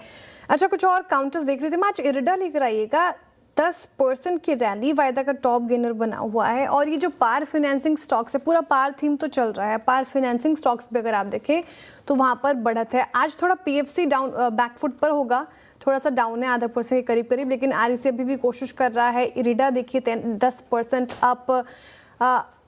मानस जी, इरिडा 10% अप आज के सेशन में एकदम से भाग गया, अब 140 के लेवल पर हाथ लगाना चाहिए या फिर वेट करें? तो देखिए, ब्रेकआउट तो है क्योंकि स्टॉक ने अपने 200 मूविंग एवरेज को रिगेन कर लिया है काफी बड़े वॉल्यूम्स के साथ। तो ब्रेकआउट तो है। ये कहना मुश्किल है कि करेक्शन देखने को मिलेगा नहीं मिलेगा, लेकिन पैटर्न के हिसाब से नेक्स्ट टारगेट 155 रुपए का आता है। आई थिंक थोड़ा क्वांटिटी अभी और थोड़ा डिक्लाइन खरीदें 138 के आसपास, और 133 रुपए का स्टॉप लॉस लगा लें। इरिडा बाय ऑन डिप्स की स्ट्रैटेजी अपनाएं, पार फाइनेंसिंग, पार स्टॉक्स फोकस में, और यहाँ पर ही अवसर तलाशें। अच्छा, आईटी पैक पर नजरें बनी रहेंगी क्योंकि एचसीएल टेक महिंद्रा के बाद बाजार की नजरें अब आने वाले इन्फोसिस के नतीजों पर है। निफ्टी में इन्फोसिस के अलावा वायदा में एलटीआई माइंट्री, अदानी एनर्जी, आईएक्स और यूनियन बैंक के भी नतीजे आएंगे। और नतीजों का अनुमान बताने के लिए आशीष जी, दीपाली राणा मौजूद हैं। तो आशीष जी, सबसे पहले आपके पास से आते हैं क्योंकि इन्फी के नंबर काफी इंपॉर्टेंट होते हैं, कैसे रह सकते हैं? पहले टाइमलाइन दे देता हूं। ये लोग हमेशा टाइमलाइन दे देते हैं कि किस टाइम पे रिजल्ट्स आ रहे हैं, किस टाइम पे वो प्रेस कॉन्फ्रेंस है, कब वो एनालिस्ट कॉन्फ्रेंस कॉल होगा। तो ये कल की टाइमलाइन से जस्ट बाजार बंद होने के बाद होपफुली वो नंबर्स आ रहे होंगे 3:45 बजे। क्या एक्सपेक्टेड है क्विकली बताता हूं। कांस्टेंट करेंसी में आए 0.5% के आसपास का दबाव है, क्यू ऑन क्यू नजर आएगा। 1.5%, ये ग्राफिक हटा दीजिए, सिर्फ स्टॉक को रख दीजिए। 1.5% चलने वाला होता तो आज ये स्टॉक रुकता नहीं। खैर, 0.5% कांस्टेंट करेंसी में आए में दबाव एक्सपेक्टेड है। पिछले कुछ क्वार्टर्स का बार दिखाया था मैंने, अगर होगा तो हर क्वार्टर इस साल अब वो ग्रोथ ठंडी पड़ती चली जा रही है, और अब इस बार आप एक कांस्टेंट करेंसी में कॉन्ट्रैक्शन एक्सपेक्ट करिए। मार्जिन के फ्रंट पे 20 से 40-50 बेसिस पॉइंट ज्यादातर रिपोर्ट हाईलाइट करी मार्जिन एक्सपैंड हो रहे होंगे। एक्सपेंशन उस एनवायरनमेंट में जब ये सीजनली थोड़ा सा वीक क्वार्टर होता है, वीजा के खर्च की अकाउंटिंग करनी पड़ती है, फ्यूअर वर्किंग डेज होते हैं, तो फिर मार्जिन क्यों एक्सपैंड हो रहे होंगे? क्योंकि रुपए की कमजोरी का फायदा मिल रहा होगा। और जैसे टेक महिंद्रा का मार्जिन इंप्रूव करने के लिए प्रोजेक्ट चल रहा है, इन्फोसिस का भी प्रोजेक्ट मैक्सिमस है, जिसका आइडिया ही है कि मार्जिन कैसे, लीवर्स कैसे यूज करें इंप्रूव करने के लिए। तो उन सब का फायदा मिल रहा होगा, इसीलिए मार्जिन आपको 20-40 बेसिस पॉइंट्स इंप्रूव हो रहे होंगे। पिछली बार 20.8 के थे, तो इस बार 21 से 21.2% पे पहुंच रहे होंगे। और लास्ट सबसे इंपॉर्टेंट, गाइडेंस, क्योंकि अब नया साल शुरू हो रहा है। इस नए साल FY27 की गाइडेंस शेयर कर रहे होंगे ये लोग। मेजॉरिटी स्ट्रीट, वैसे स्ट्रीट के एक्सपर्ट्स काफी डिवाइडेड है, एनालिस्ट फ्रेटर्निटी, मेजॉरिटी बेट कर रहे हैं कि 1.5 से 4.5% कांस्टेंट करेंसी में आए की बात इन्फोसिस नए साल के लिए रख सकता है आपके सामने। कुछ तबका 2 से 5%, कुछ तबका 1 से 4%, सबकी बातें हो रही हैं, पर मेजॉरिटी के साथ मैंने वो दिखा दिया है, ज्यादातर बाजार ये प्राइसिंग करके चल रहा है। तो एक फीका क्वार्टर और थोड़ी सी ठंडी गाइडेंस यहां पे भी एक्सपेक्टेड है। ओके, फीका क्वार्टर इन्फोसिस के लिए भी और ठंडी गाइडेंस। सर, ये तो अब जगजाहिर वाली बात हो गई, सभी ऐसे ही नंबर्स पेश कर रहे हैं। इन्फोसिस क्या लगता है आपको सर, नंबर्स कैसे? मैं फिर वही बात कहूंगा, एक समय था इन्फोसिस गाइडेंस देता था कि हम 16 से 20% पे ग्रो करेंगे, और स्ट्रीट मान के चलता था कि 16 से 20 होला तो 25 पे तो ग्रो करेंगे ही कम से कम। आज वो ज़माना आ गया है कि जिसमें lower end of the guidance meet करना इन कंपनियों के लिए मुश्किल हो जाता है। ठीक है, एक समय था, अब इन्फोसिस के जो फॉर्मर CEO थे, अब वो एक AI कंपनी जो आज बहुत बड़ी बन गई है उसमें इन्वेस्ट करना चाहते थे, लेकिन शायद उन्हें इन्वेस्ट नहीं करने दिया गया। बोले नहीं, बायबैक करो, डिविडेंड दो, है ना। ये कहानियाँ सारी की सारी लार्ज कैप IT कंपनियों की, ये हम सब ना, इन कंपनियों ने भारत के लिए बहुत कुछ किया। गोल्डन एक पीरियड था इनका, ठीक है, फॉरेक्स वगैरह इसमें बहुत हेल्प किया। आज की डेट में भी हम अगर श्रीलंका नहीं बने तो पाकिस्तान नहीं बने तो उसका एक बहुत बड़ा कारण इन कंपनियों को जाता है, क्योंकि ये काफ़ी हद तक फॉरेक्स लेकर आ पाई। लेकिन वो कहानी 10 साल पुरानी है अब। सचिन तेंदुलकर इंडिया के ग्रेटेस्ट एवर क्रिकेटर है ना, वो आज थोड़ा ना खेल पाएंगे। आज के अगर उसमें आ जाएंगे तो आज वो अभिषेक शर्मा वगैरह को थोड़ा बीट कर पाएंगे, नहीं कर पाएंगे ना, पॉसिबल ही नहीं है। तो बात ये कि ये सब कहानियाँ जो है ना, ये पुरानी हो चुकी हैं। हम पता है, इन एक सच बात बताऊँ तो मैं, ये तो क्योंकि ये स्टॉक्स ऐसे हैं जिन्होंने 100 बैगर 1000 बैगर टाइप के रिटर्न्स जनरेट करें, इसके लिए भी आज इतनी, वरना ऐसी कंपनी की कौन बात करे जो वो जैसे आशीष ने बोला कि 1.5% अगर चल जाए तो स्टॉक चली जाए, हम तो 0.5% नेगेटिव एक्सपेक्ट कर रहे हैं, मतलब कोई बात हुई 0.5% और 1.5%। खैर एनीवे, हैवेल्स के नंबर्स आ रहे थे, मीनवाइल बहुत कंफ्यूजिंग नंबर्स लग रहे हैं मुझे, क्योंकि टॉप लाइन अलग ही अजीब नंबर आया, बॉटम लाइन नंबर काफ़ी अच्छा है, मार्जिन का नंबर काफ़ी अच्छा है, तो ये सब काफ़ी इंटरेस्टिंग हो रहा है। खैर नंबर्स की बात हो रही थी, दीपाली के पास चलते हैं और LTI माइंट्री के नंबर्स कैसे रहेंगे ये भी जान लेते हैं। दीपाली बताइए। Thank you. और LTI माइंट्री के नंबर्स भी एज यूजुअल बाकी IT कंपनीज की तरह सॉफ्ट ही एक्सपेक्टेड हैं। रेवेन्यूज में थोड़ी सी ग्रोथ दिखाई देगी, अगर डॉलर रेवेन्यू देखें तो वहां पर 1.6% के आसपास की ग्रोथ सीक्वेंशियल बेसिस पे आ सकती है। रुपी रेवेन्यू में 14% के आसपास की ग्रोथ रह सकती है। वहीं अगर प्रॉफिटेबिलिटी देखेंगे तो 1401 करोड़ का आंकड़ा कंपनी रिपोर्ट कर सकती है वर्सेस 960 करोड़। हालांकि बताना होगा कि पिछले क्वार्टर में 590 करोड़ का वन टाइम इम्पैक्ट था न्यू लेबर कोड की वजह से। अगर उसको एडजस्ट करके देखें तो प्रॉफिटेबिलिटी बिल्कुल फ्लैट रहने की पॉसिबिलिटी है, क्योंकि उस एडजस्टमेंट के बाद 1400 करोड़ के आसपास का आंकड़ा पिछले क्वार्टर में भी रहा था। एबिट्स भी सिमिलरली बिल्कुल फ्लैट रहेंगे। एबिट मार्जिन घट सकते हैं 16.1% से घटकर 15.2% पर आ सकते हैं। दरअसल अगर कंसर्न्स सिमिलर बने हुए हैं बाकी IT कंपनीज की तरह ही, जो टॉप क्लाइंट्स है उनकी तरफ से जो डील रैंप अप है उस पर नजरें बनी हुई है, वहां पर थोड़े से डिलेज देखने को मिल रहे हैं। हालांकि जो इनकी टोटल कॉन्ट्रैक्ट वैल्यू है वो फिर भी स्टेडी रही है, जिससे ओवरऑल अर्निंग्स को थोड़ा सपोर्ट हम रेवेन्यू फ्रंट पर आते हुए देख रहे हैं। अगर सेगमेंट वाइज देखेंगे तो जो BFSI सेगमेंट है वो एक्सपेक्ट किया जा रहा है कि इस क्वार्टर में बॉटम आउट हो सकता है और यहाँ से ग्रेजुअल रिकवरी एक्सपेक्टेड है। साथ ही साथ Q2 में इन्होंने काफी लार्ज डील्स की थी, वो प्रोग्रेस अच्छी कर रही है, जिसकी वजह से आने वाले क्वार्टर्स में थोड़ा और सपोर्ट अर्निंग्स को आते हुए दिखाई देगा। मार्जिन पे जो हम इम्पैक्ट देख रहे हैं उसके पीछे वजह वेज हाइक है और साथ ही साथ Q4 में कुछ वर्किंग डेज भी कम थे, तो उसका एक इम्पैक्ट देखने को मिल रहा है। लेकिन बाकी IT कंपनीज की तरह ही नंबर से ज्यादा इंपॉर्टेंट रहेगी कमेंट्री, और नजरें रहेंगी कि FY27 को लेकर ग्रोथ आउटलुक कंपनी क्या शेयर करती है, मार्जिन गाइडेंस पिछले क्वार्टर की क्या मेंटेन करती है या फिर वहां पर कुछ बदलाव करती है, AI लेड प्रोडक्टिविटी पर क्या अपडेट्स आते हैं, और साथ ही साथ डील रैंप अप हो या फिर बाकी सेगमेंटल परफॉर्मेंस किस तरीके की है, उस पर कमेंट्स काफी इंपॉर्टेंट रहेंगे। बट ओवरऑल सॉफ्ट क्वार्टर रहेगा LTI माइंट्री का। ओवरऑल सॉफ्ट क्वार्टर रहेगा LTI माइंट्री का। चलिए शुक्रिया दीपाली। अब एक काम करते हैं, धमाकेदार ऑप्शंस ले लेते हैं। धमाकेदार ऑप्शंस लेंगे हम मानस जी से, अरुण जी से और पंकज जी से। मानस जी बताइए आपका धमाकेदार ऑप्शन ट्रेड। तो देखिए धमाकेदार ऑप्शन के लिए स्विगी पे ध्यान है। अगर आप स्विगी के पैटर्न देखें तो ऐसा लग रहा है कि कहीं ना कहीं यहाँ पर बॉटम बनाए हैं, हाई टॉप हायर बॉटम्स का ट्रेंड दिखने लगा है और 10-22 मूविंग एवरेज के ऊपर निकला है स्टॉक। तो 295 का कॉल ऑप्शन जो 6.5 रुपए के आसपास ट्रेड हो रहा है, उसमें 4 रुपए के स्टॉप लॉस से 11 रुपए के टारगेट के लिए खरीदारी की जा सकती है। स्विगी बहुत दिनों बाद चल रहा है, आज 4% अप आज के सेशन में। ऑप्शंस में मानस जी ने पिक किया। पंकज जी ऑप्शंस में कौन सा काउंटर दिख रहे हैं आप? श्रेया जी, मजगांव डॉक के ऊपर नजरें हैं। 2700 के कॉल ऑप्शन पे खरीदारी की सलाह रहेगी। 64-65 की रेंज में फिलहाल ये ट्रेड कर रहा है। 2 दिन से काफी स्ट्रॉन्ग मोमेंटम की जो है वो दिखाने की कोशिश कर रहा है और मुझे लग रहा है कि आज एक बड़ा ब्रेकआउट होते हुए दिख रहा है यहाँ पे। तो 65 की रेंज में खरीदारी की सलाह रहेगी। स्टॉप लॉस 58 का मेंटेन करना है। ऊपरी लेवल पर टारगेट जो है 75 और 85 के तक देखने मिल सकते हैं। ओके अरुण जी, आपका ट्रेड क्या रहेगा? जी वीरेंद्र जी, आयशा मोटर्स के कॉल ऑप्शन को खरीदने की सलाह है। एक ब्रेकआउट के संकेत इंट्राडे चार्ट में नजर आ रहे हैं। Just in the money call खरीदे, 70-100 का कॉल 126 के आसपास बाय करके चल सकते हैं। 112 का स्टॉप लॉस लगाएं। 145, 148 ये 2 टारगेट्स आयशा मोटर के कॉल ऑप्शन में आ सकते हैं। तो एज अ BTST ट्रेड इसके कॉल ऑप्शन को लेके चल सकते हैं। ओके, आयशा मोटर्स की 7200 की कॉल। चलिए कॉल्स भी पूरी हो गई यहाँ पर, अब 4 का चौका बचा है, उस पर हम चलेंगे, लेकिन उससे पहले जरा एक श्रृंखला हमारी बुल्स और बेयर ये पूरी कर लेते हैं। और आज चर्चा का विषय है टाटा एलेक्सी। अच्छा श्रेया, मेरे ख्याल से आज बेयर है ना?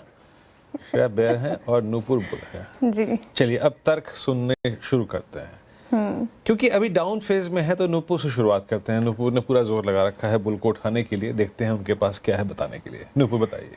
लेकिन मौका मैं आज श्रेया को दूंगी क्योंकि उसके फेवर में पूरा का पूरा IT सेक्टर, सिर्फ टाटा एलेक्सी नहीं। तो श्रेया आप ही शुरू कर लीजिए। तो IT की कहानी हो गई है पुरानी, यही है सबकी जुबानी। और कुछ भी बोले आप नूपुर, उससे पहले वर्डिक्ट देख लीजिएगा। मार्केट का। टाटा एलेक्सी का चार्ट रखिएगा स्क्रीन पे, 5.5% डाउन है आफ्टर रिजल्ट और वायदा का टॉप लूजर बना हुआ है। रिजल्ट इतना खराब आया कि ये रहा वर्डिक्ट, 6% डाउन इनफैक्ट। अच्छा, कांस्टेंट करेंसी ग्रोथ सिर्फ 0.9% क्वार्टर ऑन क्वार्टर रही है, एक्सपेक्टेशन 1.5% की थी और ये नंबर जब दे रहे हैं टाटा एलेक्सी तो किस बात का प्रीमियम, किस बात जो वैल्यूएशन है वो जस्टिफाई नहीं करती है नंबर। बिल्कुल श्रेया, जैसे कि आपने कहा कि आईटी की कहानी पुरानी हो गई और आईटी की कहानी कभी पुरानी नहीं होगी। आईटी की कहानी पुरानी हो जाएगी तो आपकी और मेरी जॉब चली जाएगी, क्यों फिर नहीं तो हम रिपोर्ट ही क्या करेंगे फिर। कोई बात नहीं, आपने एक नंबर मिस कर दिया इतने सारे नंबर्स में, वो था एबिट मार्जिन का। हालांकि 4% का बीट वहाँ पर एक consensus, most of the brokerage house इसी चीज़ को पॉजिटिव लेके चल रहे हैं और पॉजिटिविटी पे तो दुनिया टिकी है। कल आप ही मुझसे कह रहे थे कि उम्मीद से तो दुनिया चलती है, मैनेजमेंट भी उम्मीद लगा के बैठी है कि FY27 इसके लिए काफ़ी बेटर रहेगा। स्ट्रॉन्ग डील विंस है कंपनी के पास, एग्जीक्यूट हो जाएगी अगले साल और वहीं से आपको रेवेन्यू ग्रोथ भी आती हुई नजर आएगी। पता नहीं कौन सी ब्रोकर रिपोर्ट आप पढ़ के आई हैं, क्योंकि अंडरवेट कॉल है। एक ही मार्जिन की बात की आपने, वो शायद रुपए इतना डिप्रिशिएट हो गया था रुपी, तो मार्जिन को सपोर्ट मिल गया। अगर एक्चुअल इसका कोर जो काम है वो स्ट्रांग होता तो रेवेन्यू में दिखती ना वो चीज़ें। और साथ ही रिपोर्ट्स की बात कर रही हैं वो तो अंडरवेट की कॉल आ गई है। 10,000 का स्टॉक हुआ करता था टाटा एलेक्सी, अब कहाँ पे आ गया है लुढ़कते लुढ़कते। और इसके बावजूद ब्रोकरेज ये मान के चलो ना कि और गिरावट बाकी है, उसके बाद भी इतनी करेक्शन के बाद भी अगर आप मुझे काउंटर करेंगे इतनी करेक्शन हो गई तो वैल्यूएशन अच्छी होगी, तो वैल्यूएशन अभी वैल्यूएशन की बात ही नहीं है श्रेया। इसमें एक और चीज़ है जो मैं आपको हाईलाइट करके बताती हूँ। इसमें 3 सेगमेंट है इस कंपनी के बड़े। सबसे बड़ा सेगमेंट इस कंपनी का है ट्रांसपोर्टेशन का, दूसरा मीडिया का और तीसरा हेल्थ केयर का। और जो 2 बड़े सेगमेंट है ना इसके, ट्रांसपोर्टेशन और मीडिया, वहीं पे आउट परफॉर्मेंस है। उसके नंबर प्रेजेंटेशन में शायद किसी ने चर्चा नहीं की और इसीलिए जो यहाँ पे एक मोमेंटम बन सकता है आगे जाके, उस पर ही नज़र बना के रखनी है आपको। ट्रांसपोर्टेशन में देखें तो YOY बेसिस पे 7% की कांस्टेंट करेंसी ग्रोथ है। मीडिया सेक्टर में देखें तो यहाँ पर भी आपको 2.5% की YOY बेसिस पे कांस्टेंट करेंसी ग्रोथ नजर आई है। सेक्टोरल परफॉर्मेंस स्ट्रॉन्ग है कंपनी का। हो सकता है थोड़ा अप एंड डाउन मिलता है, तभी तो आपको मौका मिलता है पैसा बनाने का श्रेया। देखिए, आप हेल्थ केयर सेगमेंट की बात नहीं कर रही है, 2 ही सेगमेंट की बात कर रही है। 9% कंट्रीब्यूट करता है, बाकी के 91% रेवेन्यू इनसे आता है। डिपेंडेंसी टाटा एलेक्सी की, तो वो भी ठीक बात नहीं है। जब इतनी ज़्यादा डिपेंडेंसी एक ही सेगमेंट पे हो जाए तो that is also not good. अच्छा, आपने मैनेजमेंट की बात की, मैनेजमेंट ने तो ग्रोथ गाइडेंस डाउनग्रेड किया है नुपुर। फिनेंशियल 27 के लिए रेवेन्यू ग्रोथ गाइडेंस अनुमान घटाकर लगभग 6.9 कर दिया है। तो इतनी कम ग्रोथ, इतनी हाई वैल्यूएशन समझ नहीं आ रही। और स्टॉक देखिए 52 वीक के निचले स्तरों पर है, वैल्यूएशन इतना महंगा है, यहाँ से भी डाउनग्रेड की स्थिति देखने को मिल रही है। तो कहाँ जाएगा ये काउंटर? कहीं नहीं जाएगा, आपके पॉकेट में डिविडेंड भी ला के देगा। डिविडेंड पे आउट रेशियो देख लीजिए 60% का है। कल आप मुझसे कह रही थी कि डिविडेंड नहीं देती कंपनी, आज तो मैं ऐसी कंपनी लेके आई हूँ आपके लिए कि डिविडेंड भी आ रहा है। और क्या चाहिए आपको?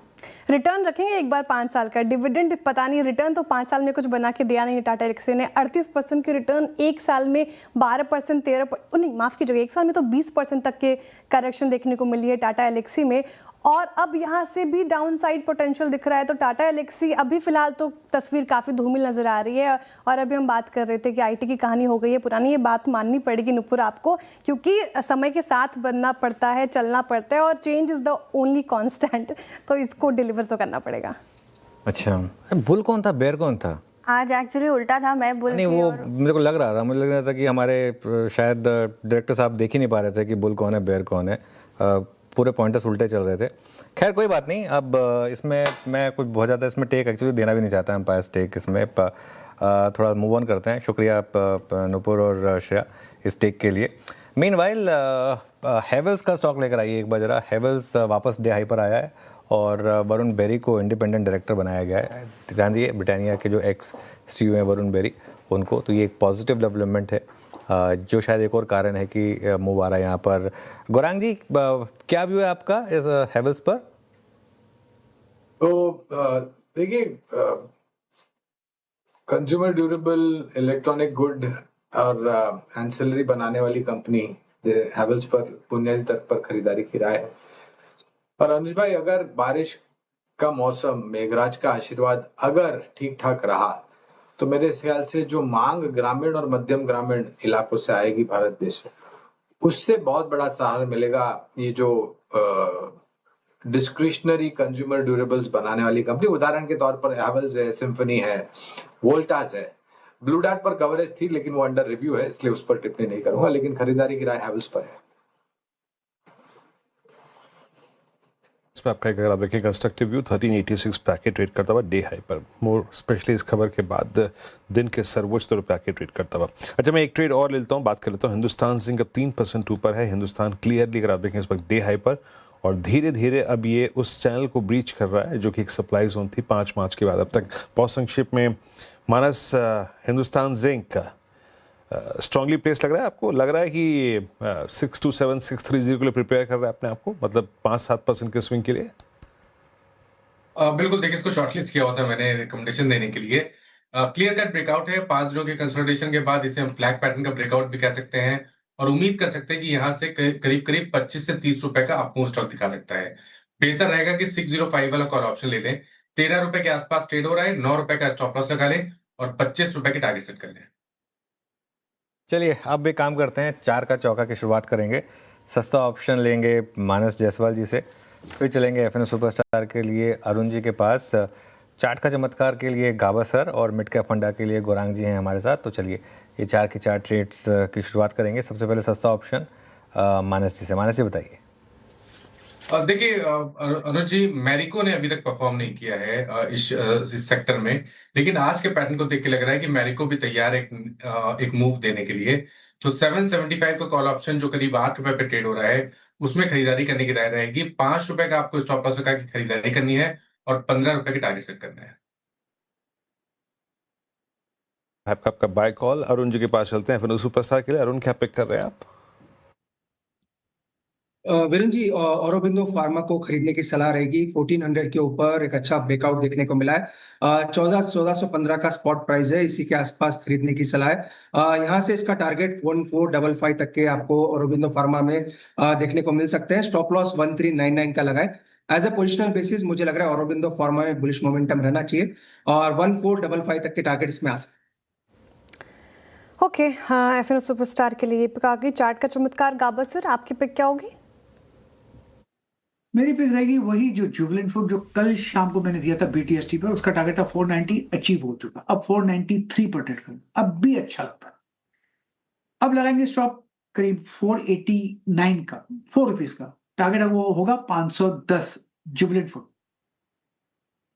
ओके, गौरांग जी आपका मिड कैप फंडा। अनुज भाई, अभी जो चर्चा कर रहे थे हम कंज्यूमर ड्यूरेबल अप्लायंसेस क्षेत्र की, तो वहीं से एक कंपनी है क्रॉम्पटन ग्रीव्स कंज्यूमर। इस कंपनी के ऊपर बुनियादी तर्क के आधार पर खरीदारी की राय है। ये लंबी अवधि के लिए मैं बात कर रहा हूँ। इस तरह से शुरुआत कीजिए और गिरावट पर जोड़ते जाए, और रिस्क रिवॉर्ड अनुज भाई फेवरेबल लग रहा है। जिस तरह से ये कामकाज कर रहा है, करीबन 260-65 के आसपास के दाम चल रहे थे जब पिछली बारी मेरी नजर पड़ी थी, तो यहाँ से रिस्क रिवॉर्ड बहुत फेवरेबल लग रहा है। तो इस तरह से शुरुआत कीजिए और गिरावट पर जोड़ते जाए। ओके, चलिए इस बीच जरा एक बार मैं चारों के चारों ट्रेड्स आपके स्क्रीन पर रख देता हूँ। और पहला हमने सस्ता ऑप्शन ट्रेड पिक किया था, और पहला ट्रेड आया था मैरिको का। यहाँ पे कॉल पकड़नी है आपको 775 की स्ट्राइक, 15 का लक्ष्य यहाँ पर है। और उसके बाद ट्रेड आया औरोबिंदो फार्मा, अरुण जी ने पिक किया 1455 के लक्ष्य के लिए। 1415 पे ट्रेड करता हुआ ट्रेड आया तीसरा, दैट्स आई थिंक चार्ट का चमत्कार, ये प्रकाश ने पिक किया जुबिलेंट फूड्स। और अभी अभी आज का मिड कैप फंडा गौरांग जी ने पिक किया, और आपकी स्क्रीन पर आज का मिड कैप फंडा क्रॉम्पटन। थोड़ी सी स्कैनिंग में निफ्टी की करता हूँ। निफ्टी इट्स 24417 और टुवर्ड्स क्लोज जो काउंटर्स बहुत अच्छे स्विंग दे रहे हैं, उसमें एक काउंटर और जोड़ता हूँ जिसके बाद थोड़ा खबर पर चलेंगे। एक बार प्लीज़ रखिएगा कैम्स स्क्रीन पे। कैम्स आज करीब करीब 756 पे और एक क्लियर कट ब्रेकआउट की तरफ बढ़ता हुआ। बहुत लेट पार्टिसिपेट किया इसने, लेकिन अच्छा मूव हुआ। अरुण जरा देखेंगे, वाकई इम्प्रेस कर रहा है। 756 क्लियरली सेटल हो रहा है अपने बड़े एवरेजेस के ऊपर। एक स्विंग प्रोस्पेक्टिव से, पोजिशनल प्रोस्पेक्टिव से कितना इम्प्रेस कर रहा है आपको ये? वीरेंद्र जी, बिल्कुल 750 के ऊपर ब्रेकआउट नजर आया। इनफैक्ट कल की कैंडल को काफी कुछ स्टॉक ने इंगल्फ किया है। डेफिनेटली इसको पोजिशनल ट्रेड के हिसाब से ले सकते हैं। 745 का एक मेजर सपोर्ट है, उसी का स्टॉप लॉस होना चाहिए। 772 का फर्स्ट टारगेट रहेगा। बुलिश मोमेंटम अच्छा है, इनफैक्ट कैपिटल मार्केट्स का पूरा इंडेक्स ही काफी अच्छा कर रहा है। तो definitely as a positional basis पे ले सकते हैं। 745 का एक स्टॉप लॉस जरूर मेंटेन करना चाहिए। ओके कैम 756 पे वाकई बेहद शानदार। पिछले अगर आप देखें 10 मिनटों से मेरे स्क्रीन पे अपीयर हो रहा था डे हाई की ट्रैजेक्टरी में आके ट्रेड कर रहा है। विषय को थोड़ा सा यहाँ पे तब्दील करूंगा, चेंज करूंगा। आपकी हेल्थ, आपके हॉस्पिटल बिल, मेडिकल बिल से संबंधित ये खबर है। दरअसल प्राइवेट हॉस्पिटल्स की मनमानी बिलिंग के खिलाफ सरकार बड़ा कदम उठा सकती है। सूत्रों के मुताबिक सरकार सिरिंज, ग्लोव्स और कैनोलास जैसे बेसिक आइटम्स को लेकर पेसमेकर्स और हार्ड वॉल्स जैसे मेडिकल डिवाइसेस के मार्जिन पर कैप लगाने पर विचार कर रही है। ज़्यादा डिटेल्स के लिए मेरे सहयोगी आलोक प्रियदर्शी हैं। आलोक, ये वाकई एक बहुत बड़ा अगर आप देखें मुद्दा था, और जब भी कोई सर्जरी होती है आपके मेडिकल बिल्स में जो कंज्यूमेबल्स होते हैं भारी मात्रा में, अगर आप देखें उसका एक अमाउंट होता है बिल्स में इंक्लूडेड। क्या सरकार की तैयारी है उसको रेस्ट्रिक्ट करने के लिए? बिल्कुल, देखिए सरकार जो विचार कर रही है कि जो ट्रेड मार्जिन्स होते हैं इन सब आइटम्स पे, जो कि बहुत ही बेसिक और क्रिटिकल आइटम्स होते हैं मेडिकल डिवाइसेस के नाम पर, उन पर ट्रेड मार्जिन्स पर कैप लगाया जाए कि एक किसी भी आइटम पे एक अधिकतम ट्रेड मार्जिन हो, इससे ज्यादा पर इसकी बिलिंग हॉस्पिटल्स ना कर सकें। इस तरह की व्यवस्था की जा रही है और इस पर लगातार चर्चा चल रही है। मैं सूत्रों से जानकारी मिली है कि इसमें सरकार ने इंश्योरेंस कंपनियों, मेडिकल डिवाइस इंडस्ट्री और भी कई सारे स्टेक होल्डर से बातचीत की है और कोशिश कर रही है कि कुछ सिलेक्टेड आइटम्स जो बहुत ज्यादा इस्तेमाल होते हैं खासतौर से बिलिंग में, जैसे कि कैनुला होता है, आईवी सेट्स होते हैं, ग्लव्स होते हैं, पेसमेकर्स होते हैं, इन सब का जिनका ज्यादा इस्तेमाल होता है, उन पर उनके ट्रेड मार्जिन्स पर एक कैप लगाया जाए। इसका सबसे बड़ा फायदा ये होगा कि इससे जो प्राइसिंग होगी वो एक ग्राहक को भी या मरीज को भी पता रहेगा कि इसकी मैक्सिमम कॉस्ट कितनी हो सकती है। लिहाजा इस पर बहुत ज्यादा ओवरबिलिंग करने के जो कंडीशंस हैं हॉस्पिटल की तरफ से वो खत्म हो जाएगी, क्योंकि जो सरकार को जो शिकायतें मिली थी खासतौर से इंश्योरेंस कंपनियों की तरफ से कि हॉस्पिटल्स बहुत ज्यादा एग्जॉर्बिडेंट चार्ज करते हैं। जैसे मसलन मैं एग्जाम्पल दूं, 3 रुपए का एक सिरिंज होता है, उसकी कॉस्टिंग 30 रुपए की जाती है। कई बार जो 6 रुपए का आईवी सेट होता है उसकी कॉस्टिंग 120 रुपए तक की जाती है। जो 25,000 में बिकने वाला पेसमेकर्स होता है उसकी कॉस्टिंग 2 लाख रुपए तक की जाती है। और उसी तरह से 4 लाख का जो इंपोर्टेड हार्ट वाल्व होता है उसकी कॉस्टिंग कई बार 26 लाख से 30 लाख रुपए तक भी की जाती है। तो इस तरह के इंस्टेंसेस सरकार को मिले, लिहाजा इसके बाद सरकार ने काफी इस पर गंभीर और एक्शन लेने की तैयारी कर रही है और कोशिश कर रही है कि एनपीपीए जो कि एक रेगुलेटरी बॉडी ऑलरेडी जो फार्मास्यूटिकल्स पे काम करती है, वो इस तरह का कुछ सिलेक्टेड प्रोडक्ट्स पर कुछ पायलट बेसिस पर अपने ट्रेड मार्जिन से के रेगुलेट करने को लेकर एक कैप लेकर आए, ताकि जिस तरह से आपने देखा होगा पहले नी इम्प्लांट और खासतौर से स्टंट्स पर बड़े मात्रा में जो इस पे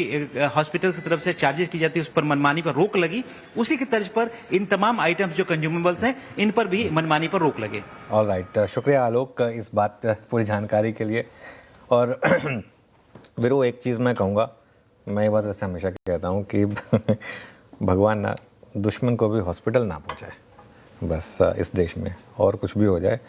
और मैं आपको एक चीज़ बताऊं, और एक इसका सबसे बड़ा ड्रॉबैक क्या है, इंश्योरेंस कंपनियां इनको इंक्लूड नहीं करती हैं, जो कंज्यूमेबल्स होते हैं ना उनको इंक्लूड नहीं करती हैं। अब इसमें मार पता कहाँ पड़ती है, जैसे कोविड के टाइम पे कैप लगा दिया गया था कि इससे ज़्यादा आप बिलिंग नहीं कर सकते आईसीयू रूम की, लेकिन अब अगर हॉस्पिटल का खर्चा आ रहा है तो बिलिंग तो करेंगे, तो कैसे करेंगे वो? आपने एक आर्टिफिशियल कैप तो लगा दिया रूम रेट पर या उस पर, लेकिन वो क्या, मैं अपना एक बार वो बिल देखा था, 100 pairs of gloves in a day, 20 pairs of PPE kits in a day. Consumables का बिल 25,000 रुपये पर डे का बन जाता था। मैं तो कोविड के बाद बता रहा हूँ, उस समय चलिए कि खैर माहौल था ही ऐसा, लेकिन मतलब इस तरीके का बन जाता था। वो इंश्योरेंस में भी कवर नहीं होता है, तो लाख रुपए का डेली का बिल बना था, लेकिन मतलब उसमें ये सब चीज़ें जो इंक्लूड भी नहीं होती हैं, ठीक है। और उसके बाद भी पता नहीं क्या ही केयर मिलती है क्या नहीं मिलती है, ये भी कौन जाने। लेकिन खैर जो भी है, इन स्टॉक्स ने पैसा बहुत बनाया, ये बात तो सही है, और काफ़ी अच्छी री रेटिंग भी हुई है हॉस्पिटल स्टॉक्स की। लेकिन अब आगे बढ़ते हैं, थोड़ा सा विषय को चेंज करते हैं और थोड़ा अच्छी बातें करते हैं। कोटक महिंद्रा एएमसी के सीईओ इक्विटीज़ के सीईओ हर्षा उपाध्याय जुड़े हमारे साथ, उनसे बात करेंगे। हर्षा जी, गुड आफ्टरनून। हर्षा जी, पहले मैं शुरुआत करना चाहूँगा आईटी से। क्या एक बार फिर ये आईटी की जो रैली हुई थी ये फेल होने का रिस्क है? जिस तरीके के एचसीएल टेक के नंबर्स आए और जिस तरीके से मार्केट ने रिएक्ट किया, आपका व्यू क्या बन रहा है लार्ज कैप आईटी पर?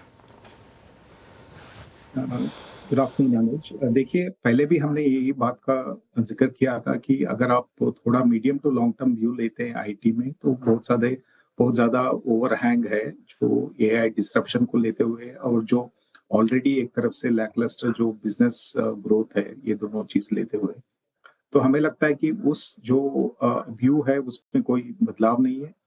हो सकता है कि कुछ स्टॉक्स थोड़ा ठीक ठाक करे कोई एक क्वार्टर में, लेकिन ओवरऑल अगर आप देखेंगे तो यहाँ पे मार्जिन प्रेशर भी बना रहेगा और ग्रोथ पे भी एक तरफ से दिक्कत रहेगी। तो लेकिन ये भी जरूर देखना चाहिए कि ये सब बैलेंस शीट्स बहुत ही क्लीन बैलेंस शीट्स हैं, लेवरेज नहीं है, हाई डिविडेंड यील्ड कंपनीज हैं।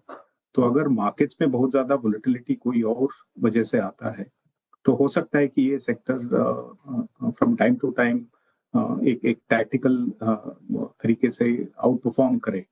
लेकिन अगर आप थोड़ा सा लॉन्ग टर्म व्यू लेते हैं तो शायद ये अंडर परफॉर्मेंस और कंटिन्यू हो सकता है। बिल्कुल। खैर, ये रही बात आईटी पे। 30,550 का इस वक्त स्तर है इंडेक्स का। थोड़ी रिकवरी है बट स्टिल कोलैप्स के मोड में तो अभी भी है। बट हर्षा जी, बाजार ने अपने आप को और बहुत अच्छी तरीके से अलाइन किया इस पूरे मार्च के महीने में, अप्रैल के महीने में। इस वॉर के दौरान पावर स्पेस, एनर्जी स्पेस क्या गजब उभरा है ना। हम HPCL BPCL का तो बहुत दिनों से नाम लेना ही भूल गए। Look at entire energy space. बाजार ने अपना गियर शिफ्ट किया। अभी इन्वेस्टर्स को क्या करना चाहिए? जो इस वक्त ये प्राइस बिहेवियर ये क्या इंडिकेट कर रहा है? बाजार क्या सेंस करके चल रहा है? क्या थोड़ा सा इस थीम पे कुछ वर्षों के लिए कैपिटलाइज करने की जरूरत है क्या अब आपको? वीरेंद्र जी, देखिए, हो सकता है कि ये जो पावर सेक्टर का थीम है और पावर एंसिलरीज जो कंपनीज हैं कैपिटल गुड्स में, ये सभी अच्छे कर रहे हैं, तो हो सकता है ये यहाँ पे और परफॉर्मेंस आए। लेकिन जहाँ पे बहुत ज्यादा क्लैरिटी नहीं है वॉर का जो रेजोल्यूशन कब होने वाला है, कितना उसका नेगेटिव इम्पैक्ट फाइनली रहेगा नहीं रहेगा, तो इस माहौल में लगता है कि एक डाइवर्सिफाइड पोर्टफोलियो बना के चलना बेहतर रहेगा। बहुत ही ज्यादा एग्रेसिव इन्वेस्टर्स के लिए हो सकता है कि ये पावर सेक्टर या पावर एंसिलरीज में जो लीडरशिप थोड़ा बहुत दिखने को आ रहा है, तो वहां पे जरूर पोजीशन ले सकते हैं। लेकिन बाय एंड लार्ज जो इन्वेस्टर्स हैं उनके लिए मेरे हिसाब से डाइवर्सिफाइड पोर्टफोलियो रखना बेहतर है। अगर आप देखेंगे, लार्ज कैप्स देखेंगे, मिड कैप्स देखेंगे, इंडेक्स लेवल पे दोनों ऑलमोस्ट 10 ईयर एवरेज वैल्यूएशंस पे आ चुके हैं। तो आप एक डाइवर्सिफाइड पोर्टफोलियो बना के लार्ज एंड मिड कैप का टिल्ट रखते हैं पोर्टफोलियो में, तो जरूर वो बेहतर स्ट्रेटजी रहेगी। ओके, बात होगी पावर एनर्जी स्पेस पर। लेकिन हर्षल जी, गुड आफ्टरनून। FMCG पैक भी एकदम से फ्लेवर में आया है। नेस्ले के नंबर हमने देखे, कल शानदार रैली, डेज हाइपर क्लोज और वर्टिकल राइज के साथ आज भी फॉलो बाइंग होती हुई नजर आ रही है। इनफैक्ट सिर्फ नेस्ले ही नहीं, पूरा पैक अगर आप देखें तो आज फोकस में है। तो क्या FMCG में अब शायद मौके बनेंगे? क्या लगता है आपको? यहाँ पर तो ये हमारा व्यू जो है वो IT सर्विसेज के हिसाब से एक अंडरवेट स्टैंस का ही है। ये दोनों सेक्टर्स काफी समय से एक तरफ से इंडेक्स से अंडर परफॉर्म कर रहे हैं, तो हो सकता है कि कुछ समय में यहाँ पे एक शार्प अपसाइड रैलीज भी आए। वो रिजल्ट्स के वजह से आ सकता है या कोई और डेवलपमेंट की वजह से हो सकता है। लेकिन यहाँ पे एक अगर आप पोर्टफोलियो बना रहे हैं और अगले 3-5 साल का सोच रहे हैं, तो इतना कुछ खास कंफर्ट ना वैल्यूएशंस पे दिख रहा है, ना कुछ ग्रोथ पे दिख रहा है। जरूर कुछ कंपनीज में ग्रोथ इंप्रूव हुआ है, बट वो GST का जो कट के वजह से जो वॉल्यूम ग्रोथ दिख रहा है वो बहुत ज्यादा सस्टेनेबल नहीं लगता है। तो इसलिए इस सेक्टर में भी हमारा व्यू नेगेटिव ही है और कुछ ही सेलेक्टिव स्टॉक्स पे हमारा व्यू यहाँ पे पॉजिटिव है और वही स्टॉक्स हमारे पोर्टफोलियो में है। तो हर्षा जी, क्या फिर ये लॉजिक आप ऑटो कंपनियों के लिए भी अपनाएंगे कि जो GST कट का एक बेनिफिट है वो लार्जली अपफ्रंट प्ले हो चुका होगा? क्या यहाँ पर भी यही व्यू रहेगा? वहां पे शायद वो और थोड़ा कंटिन्यू होना चाहिए, क्योंकि वो डिस्क्रिशनरी गेम है और जब तक अफोर्डेबिलिटी में कोई बदलाव नहीं आता है तो वहां पे एक तरफ से वो टेलविंड कंटिन्यू होना चाहिए। अभी तक तो हमने पेट्रोल पंप के जो प्राइसेस हैं, रिटेल प्राइसेस, उसमें कोई बदलाव नहीं देखे हैं। सिर्फ एक्साइज ड्यूटी कट हुआ है, उससे कोई कंज्यूमर प्राइस में बदलाव नहीं हुआ है। अगर आप आगे जाके कुछ बदलाव देखते हैं, हायर प्राइसेस देखते हैं रिटेल साइड में, तो हो सकता है कि थोड़ा बहुत जो शॉर्ट टर्म डिमांड है कुछ ऑटोमोबाइल सेगमेंट्स में इम्पैक्ट हो सकता है। लेकिन ये लगता है कि कुछ लंबे समय के लिए यहाँ पे एक डिमांड का जो स्ट्रेंथ है वो कंटिन्यू होना चाहिए। हो सकता है शॉर्ट टर्म एबरेशंस थोड़ा बने, बट ये सेक्टर में हमारा व्यू पॉजिटिव ही रहेगा। अभी निफ्टी फार्मा इस पूरे एक्शन में काफ़ी मिसिंग है हर्षा जी। फार्मा बिल्कुल साइडवेज है और इनफैक्ट थोड़े बहुत buying efforts health care space में विजिबल हैं जहाँ पे हॉस्पिटल स्टॉक्स की बहुत स्ट्रॉन्ग प्रेजेंस है। बेटर रिवॉर्ड कौन देगा यहाँ से, या फिर किस में नजर आ रहा है आपको अभी? देखिए, with in health care segment हमें लगता है कि हॉस्पिटल सेगमेंट जो है वहाँ पे पेनिट्रेशन लेवल्स अभी भी बहुत कम है और एक तरफ से लॉन्ग टर्म रिक्वायरमेंट है इंडिया में हॉस्पिटल्स का और हॉस्पिटल बेड्स का। भले ही कुछ रेगुलेशंस में ऊपर नीचे हुए, लेकिन अगर आप लॉन्ग टर्म पोर्टफोलियो बना रहे हैं तो कुछ हॉस्पिटल स्टॉक्स तो पोर्टफोलियो में होने चाहिए। इन कंपैरिजन हमें नहीं लगता है कि सभी फार्मास्यूटिकल सेगमेंट्स में आज के दिन में बहुत ज्यादा ग्रोथ का या वैल्यूएशन कंफर्ट का एक व्यू है। तो इसलिए बिटवीन फार्मास्यूटिकल्स और हॉस्पिटल स्टॉक्स में हमारा व्यू हॉस्पिटल्स पे ज्यादा बेहतर पॉजिटिवनेस है आज के दिन। हॉस्पिटल्स आपको ज़्यादा अच्छे लग रहे हैं फिलहाल हर्षा जी। अच्छा, ये जो पूरा टूरिज्म स्पेस है, होटल स्पेस हो गए, पिछले कुछ सत्रों से फोकस में आया है। होटल स्टॉक्स ठीक ठाक परफॉर्म कर रहे हैं, एविएशन, होटल्स, ये पूरा टूरिज्म स्पेस अभी कैसा लग रहा है आपको? क्या लगता है मौके बनेंगे यहाँ पर? फेरबदल किया है क्या सर आपने? नहीं, यहाँ पे कुछ खास चेंजेस नहीं हुआ पोर्टफोलियो में। जरूर हमारे व्यू एविएशन पे भी पॉजिटिव है, क्योंकि हमें लगता है कि जो डोमेस्टिक एविएशन इंडस्ट्री है वो अच्छा खासा कंसोलिडेट हो चुका है। अभी तक तो यहाँ पे एक अच्छा सा टेलविंड था जहाँ पे क्रूड ऑयल प्राइसेस भी बिनाइन थे, तो कॉस्ट साइड में भी एक तरफ से एक पॉजिटिव इम्पैक्ट था, लेकिन वो चला गया है शॉर्ट टर्म में। लेकिन जरूर हमें लगता है कि अगर एक रेजोल्यूशन आ जाता है इजराइल यूएस ईरान वॉर का, तो फिर से क्रूड नीचे आना चाहिए। हो सकता है कि क्रूड शायद वो जो पहले 60 और 65 के बीच में जो ट्रेड कर रहा था वहां तक ना आए, लेकिन अगर फिर भी 75-80 के आसपास भी आता है तो एक तरफ से कॉस्ट पे इतना बहुत ज्यादा इम्पैक्ट नहीं पड़ेगा और एविएशन कंपनीज उसको मैनेज कर पाएंगे। और सबसे बड़ा पॉजिटिव, जैसे मैंने पहले भी बोला, इंडस्ट्री कंसोलिडेशन का है और इंडस्ट्री कंसोलिडेशन होने की वजह से प्राइसिंग पावर भी काफी अच्छा इस इंडस्ट्री में आ चुका है। तो यहाँ पे हमारा व्यू पॉजिटिव है with in the segments that you mention. अच्छा, एक स्पेस हर्षा जी जिसने इवन दिसंबर 25 तक बहुत स्ट्रॉन्ग मूव दिया, और इनफैक्ट लास्ट अगर आप कुछ वर्षों को देखें जिसमें 23, 24, 25 में इंश्योरेंस स्टॉक्स में HDFC लाइफ, SBI लाइफ, मैं हालांकि आपसे कमेंट स्टॉक स्पेसिफिक अपेक्षित नहीं कर रहा हूँ, बट अच्छा मूव था। लेकिन इस बार प्राइस डैमेज भी एग्रेसिव है, बहुत ज़्यादा एग्रेसिव प्राइस डैमेज है। मेरे ख्याल से कुछ इंस्टेंसेस में प्राइस डैमेज 30-35% है। इंश्योरेंस स्पेस में आपको क्या नजर आ रहा है? कोई स्कोप है इस वक्त एंट्री का? देखिए, इस सेगमेंट में कुछ परफॉर्मेंस स्टेबिलिटी आया था पहले स्टॉक परफॉर्मेंस के हिसाब से, क्योंकि बाकी सारे जो फाइनेंशियल स्पेस थे वहाँ पे कुछ ना कुछ नेगेटिव्स थे, जैसे कि प्राइवेट बैंक्स में नेट इंटरेस्ट मार्जिन्स का एक दबाव था और जो सेक्टर्स सब सेगमेंट्स में भी कुछ ना कुछ नेगेटिव्स थे। तो उस टाइम पे लग रहा था कि अगर फाइनेंशियल्स में एक पोजीशन बनाना है तो लाइफ इंश्योरेंस बेहतर रहेगा। तो इसीलिए काफी इंक्रीमेंटल जो अलोकेशन हुआ था वो शायद लाइफ इंश्योरेंस कंपनीज पे हुआ था। लेकिन तभी भी हमारा व्यू यही था कि यहाँ पे एक रेगुलेटरी हेडविंड है, कभी भी वो रेगुलेटरी हेडविंड प्ले आउट हो सकता है। और जब आपको बाकी दूसरे सब सेगमेंट्स में पॉजिटिव्स नजर आएंगे तो यहाँ से फिर पैसा निकल के फाइनेंशियल्स के दूसरे सब सेगमेंट्स में जा सकता है। ये हमारा व्यू था, वही शायद अभी प्ले आउट हो रहा है, क्योंकि प्राइवेट सेक्टर बैंक्स में काफी वैल्यूएशन करेक्शन हो चुका है और कैपिटल मार्केट इंटरमीडिएट्स में एक तरफ से फिर से एक पॉजिटिवनेस आया है ओवरऑल मार्केट में। तो हो सकता है कि कुछ पोजीशंस जो लाइफ इंश्योरेंस में है वो वहां से कम होके दूसरे फाइनेंशियल के सब सेगमेंट्स में शायद जा रहे हैं। तो ओवरऑल हमारा view with in financials insurance में इतना कुछ खास पॉजिटिव व्यू नहीं है। ओके चलिए, तो ये हो गया इस इंश्योरेंस स्पेस पे हर्षा जी का व्यू। हर्षा जी बहुत बहुत शुक्रिया, आप इस कार्यक्रम में शामिल हुए, सभी सेक्टर्स पर फिर रखिए आपने, बहुत बहुत शुक्रिया।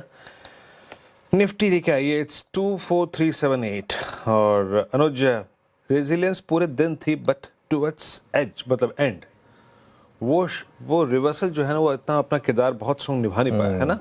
क्या लग रहा है अनुज इस क्लोज को देखकर, और कल के लिए व्यू क्या होगा?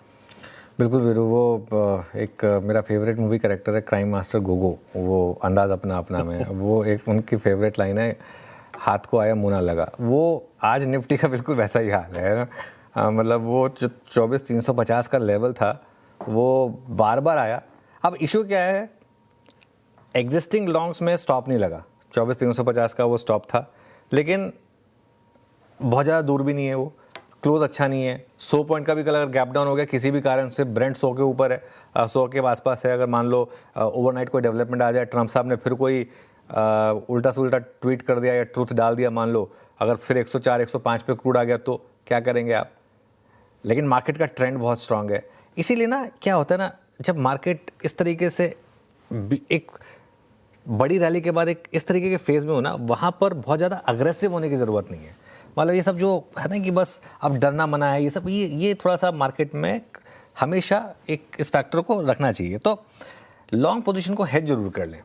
मार्केट ने ठीक है आपको स्टॉप आउट नहीं किया, और मैं बार बार बात कर रहा हूँ, ये हम एग्जिस्टिंग लॉन्ग्स की बात कर रहे हैं जो काफ़ी समय से लॉन्ग है, जहाँ पर स्टॉप लॉस पहले 24,050 था, फिर 24,200 था, और कल 24,350 था, आज भी वही रखा गया था 24,350 का। तो वो अगर है आपका तो आप हेज जरूर करें ओवरनाइट रिस्क के लिए।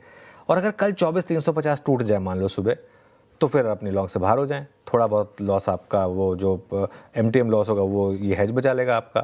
तो ये एक अप्रोच ले सकते हैं आप। वैसे भी 2 दिनों से मेरा व्यू फ्रेश पोजिशनल लॉन्ग का नहीं है, फ्रेश पोजिशनल लॉन्ग का व्यू नहीं है निफ्टी पर, क्योंकि व्यू ये है कि थोड़ा सा मार्केट अब रिस्क रिवॉर्ड आपके फेवर में नहीं है, थोड़ा कंसोलिडेट हो जाए या थोड़ा सा नीचे आ जाए तो वो एक अच्छा जोन होगा। या फिर आप इस 24,550 की हर्डल को क्रॉस कर लें डिसाइसिवली, उसके ऊपर ट्रेड करना शुरू कर दें, या तो वो हो जाए, दो में से एक चीज़ें हो जाएं।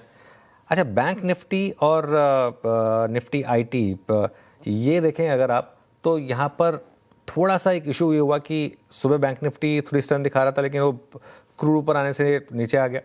IT काफ़ी वीक था, लेकिन वो टेक महिंद्रा के नंबर्स के बाद थोड़ी हल्की सी रिकवरी आ गई। लेकिन अभी मामला थोड़ा सा जो है ना, मुझे लग रहा है कि थोड़ा पस्त है। लेकिन एक चीज़ है, स्टॉक स्पेसिफिक मामला अभी भी बढ़िया है।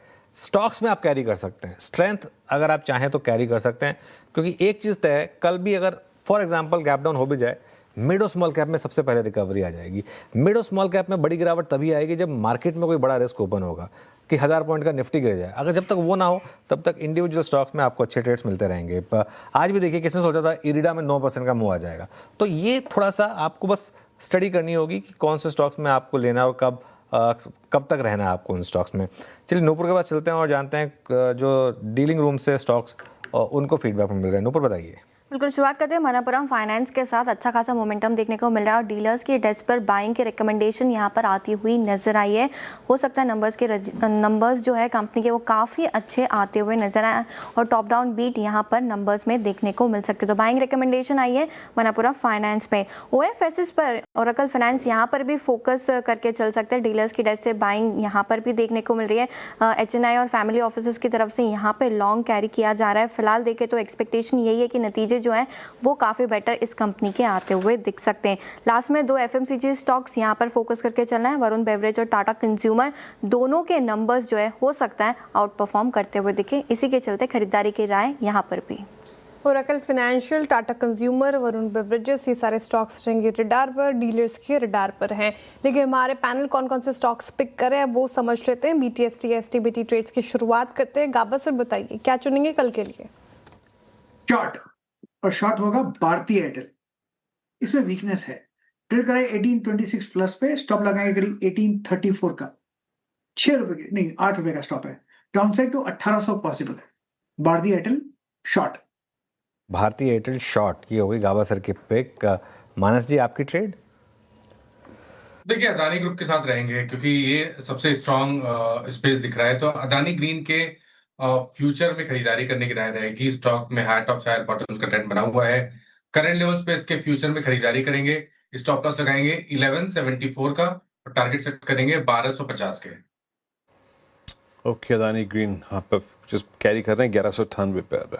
अरुण जी, आपका ट्रेड क्या रहेगा? वीरेंद्र जी, डिफेंस स्पेस में कोचिन शिपयार्ड में काफी अच्छा मोमेंटम नजर आ रहा है। इनफैक्ट 1580 के ऊपर ब्रेकआउट के संकेत देखने को मिल रहे हैं, तो कोचिन शिपयार्ड को बीटीएसटी लेने की सलाह रहेगी। 1568 का स्टॉप लॉस रहेगा और 1610 तक के target. Cochin shipyard, Ashish ji, BTST STBT? BTST के साथ ही जाना चाहूंगा श्रेया। और एक और चीज है, जो डेटा पैटर्न्स का कॉल दिया था वो वहां से मेरे ख्याल से 3-3.5% ऑलरेडी ऊपर है। तो जो दर्शक यहाँ थोड़ा बुक करना चाहते हैं यहाँ पर पार्शियल बुक कर सकते हैं।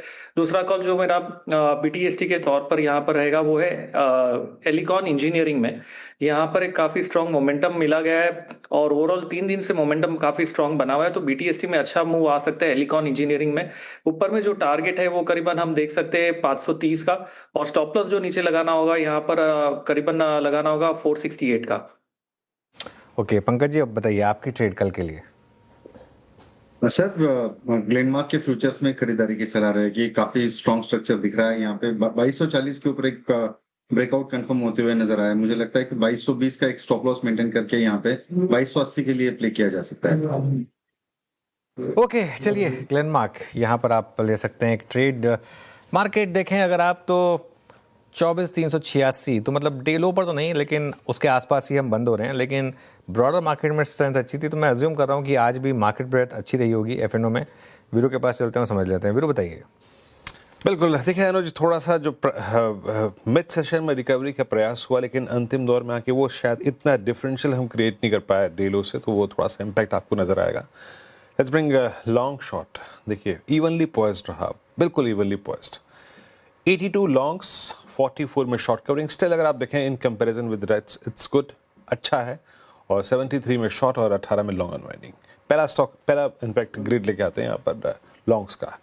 लॉन्ग्स में एनर्जी स्पेस का सबसे अगर आप देखें तो स्ट्रॉन्ग प्रेजेंस रहा। Adani energy solutions, IRDA, Exide, Adani power, संबंधित मदरसन, इन सभी काउंटर्स में बहुत strong momentum long create. Adani group के स्टॉक्स में अगर आप देखें काफ़ी स्ट्रॉन्ग लॉन्ग क्रिएट हुआ।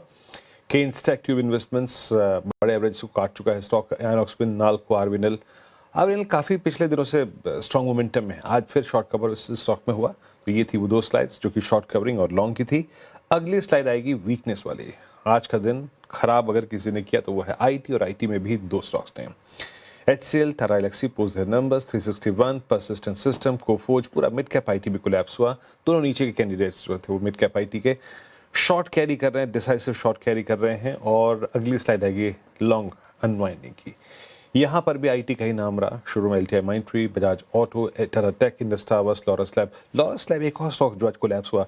मैं मिड सेशन में इस स्टॉक को देख रहा था और काफ़ी शॉर्टिंग इस स्टॉक में। उसके बाद थोड़ा सा जो लॉन्ग्स थे उनका अनवाइंडिंग नजर आया। इसमें अरुण हुआ कि आज बहुत दिनों के मोमेंटम के बाद 10 डेमा ब्रीच हुआ है, मोमेंटम कोलैप्स हुआ है। और कोलैप्स एक ऐसी जगह से हुआ है जहां से अमूमन सप्लाई आती है, जो कि जनवरी आपका 26 का हाई का स्विंग भी था 1140। आपका टेक क्या कहता है इस वक्त? बिल्कुल वीरेंद्र जी, 2 दिन से गिरावट देखने को मिल रही है और ये गिरावट मुझे लग रहा है एक्सटेंड हो सकती है।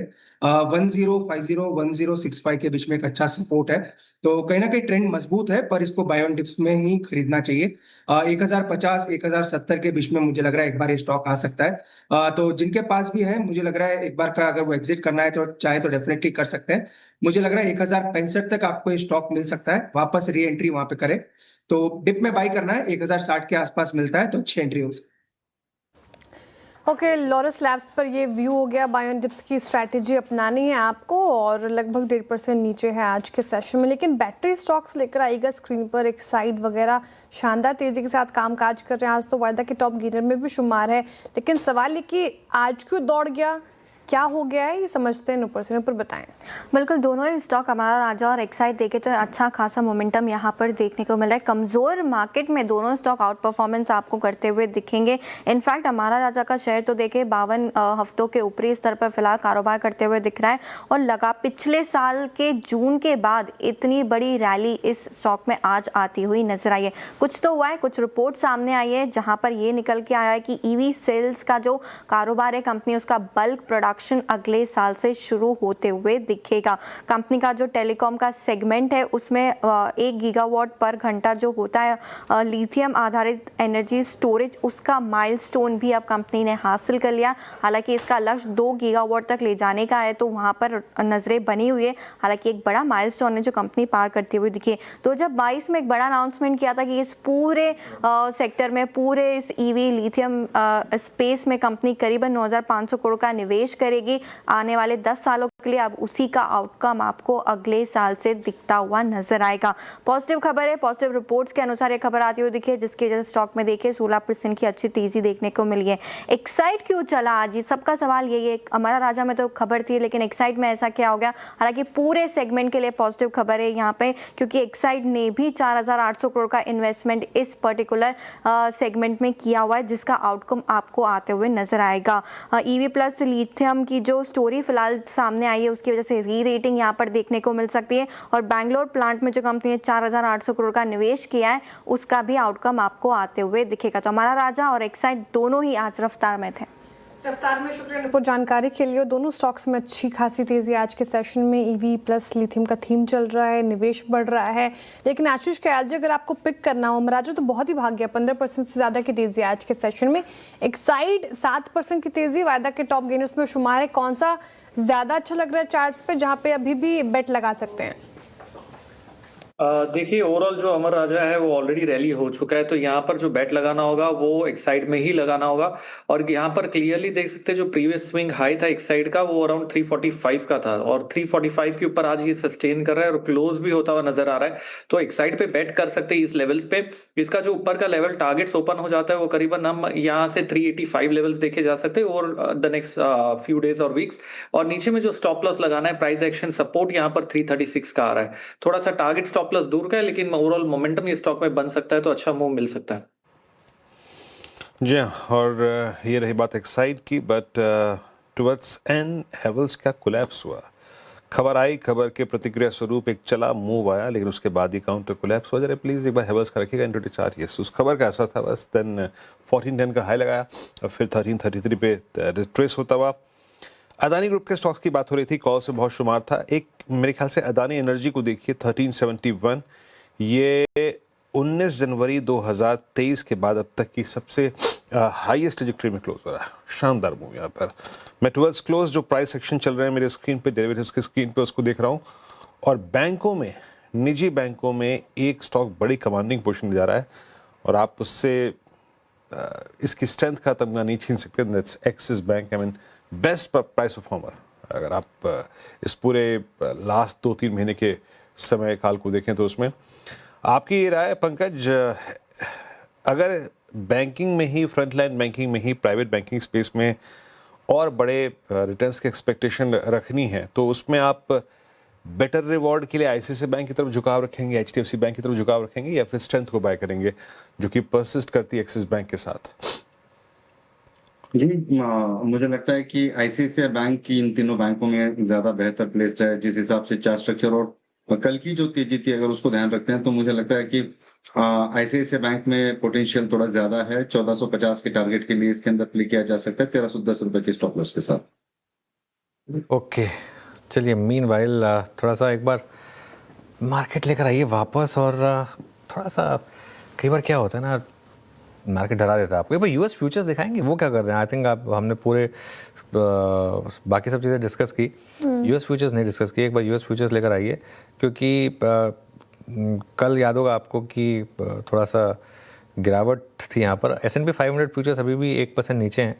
उसके अलावा अगर आप देखें नैस्डैक और एक मिनट में देख लूँ कहाँ पर है इस समय, थोड़ा सा मुझे लग रहा है कि डेटा, हाँ डाउ फ्यूचर्स ऊपर है, एक्चुअली 250 पॉइंट ऊपर है। डाउ फ्यूचर 250 पॉइंट ऊपर है, नैस्डैक फ्यूचर्स ऊपर है और S&P फ्यूचर भी ऊपर है। तो मतलब ये तो थोड़ी सी नेगेटिविटी हो गई कि फ्यूचर इतना ऊपर है, उसके बावजूद मार्केट डे लो पर बंद हो रहा है। कहीं ना कहीं मार्केट शायद क्रूड के फैक्टर से डर रहा है, आई थिंक, क्योंकि वो एज पे है। अभी भी देखिए 100 के ऊपर गया, 100 से वापस नीचे आ गया है ना, 99 पॉइंट समथिंग पर आ गया। तो कहीं ना कहीं ब्रेंट का लेकर मार्केट को आई थिंक थोड़ा सा एक रिस्क यहाँ पर ओपन हो रहा है। और ओवरनाइट देखते हैं कि कहाँ तक जाएंगे हम, क्योंकि 99.36 पर हैं हम। डॉलर रुपये भी 2 दिन से वीकेंड हो रहा है थोड़ा सा। आप देखें, हमने एक अच्छा मूव देखा था, ऑलमोस्ट 92 समथिंग तक गए थे हम डॉलर रुपये पर। एक बार एक हफ्ते का मूव लेकर आएंगे डॉलर रुपये का, क्योंकि जिस तरह से मार्केट में रिकवरी हुई थी, रुपये में भी काफ़ी शानदार रिकवरी हुई थी। आपने देखा था 92.66 तक गए थे और पिछले 3-4 दिन में वापस हम थोड़ा सा 92.41 तक गए थे, वहाँ से वापस 93.78 तक आए।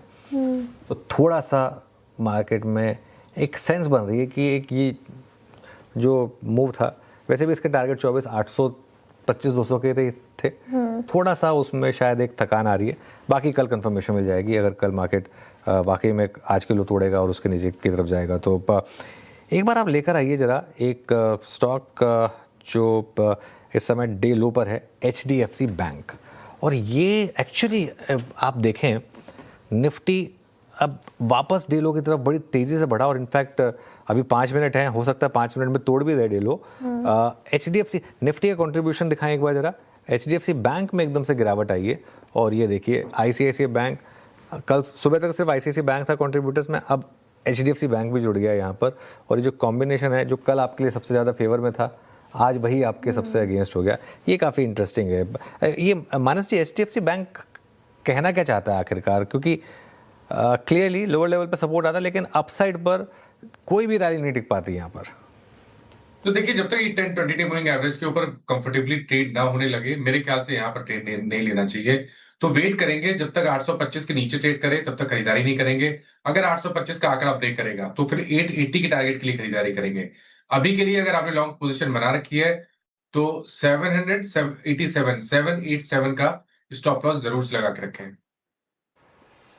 HDFC bank 798 towards close. हम बहुत तेजी से अगर आप देखें आए हैं उस आंकड़े की तरफ जो कि हमने डे लो के तौर पे सिक्योर करके रखा था 24350। हम 362 के आसपास भ्रमण करते हुए, हालांकि बैंक निफ्टी 57,000 के ऊपर अभी भी है, but HDFC bank acute pressure 1.5% नीचे।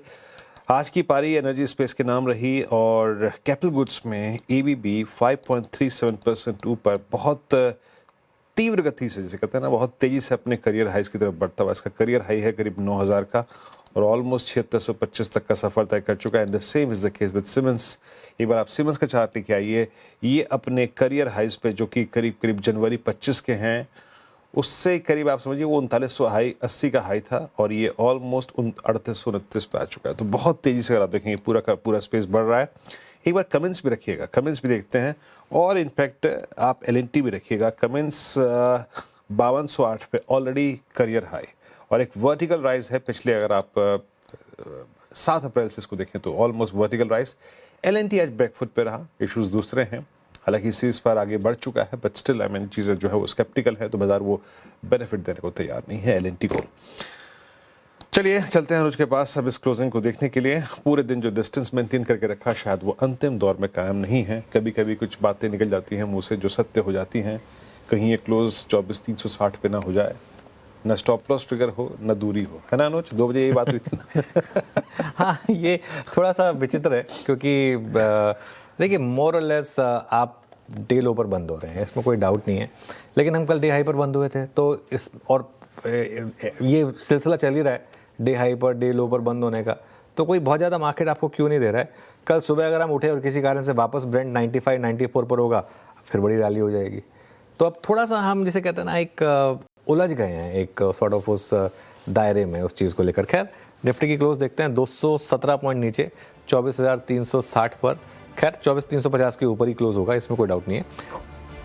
बैंक निफ्टी 350 पॉइंट नीचे, लेकिन आज का सबसे बड़ा एक्सीडेंट था निफ्टी IT 4% नीचे, 1, 2, 3, 4 पॉइंट नीचे Nifty IT। Mid cap green में था और स्मॉल कैप में आज भी अच्छी रैली हुई, ये अच्छी बात है, 1% ऊपर था।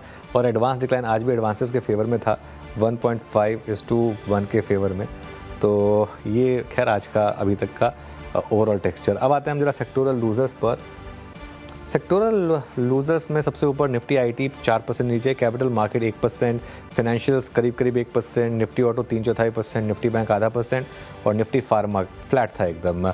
गेनर्स पर आते हैं। अब एनर्जी सेक्टर में आज शानदार मूव थे, वो टॉप गेनर भी था आज फिर से 1.5% ऊपर।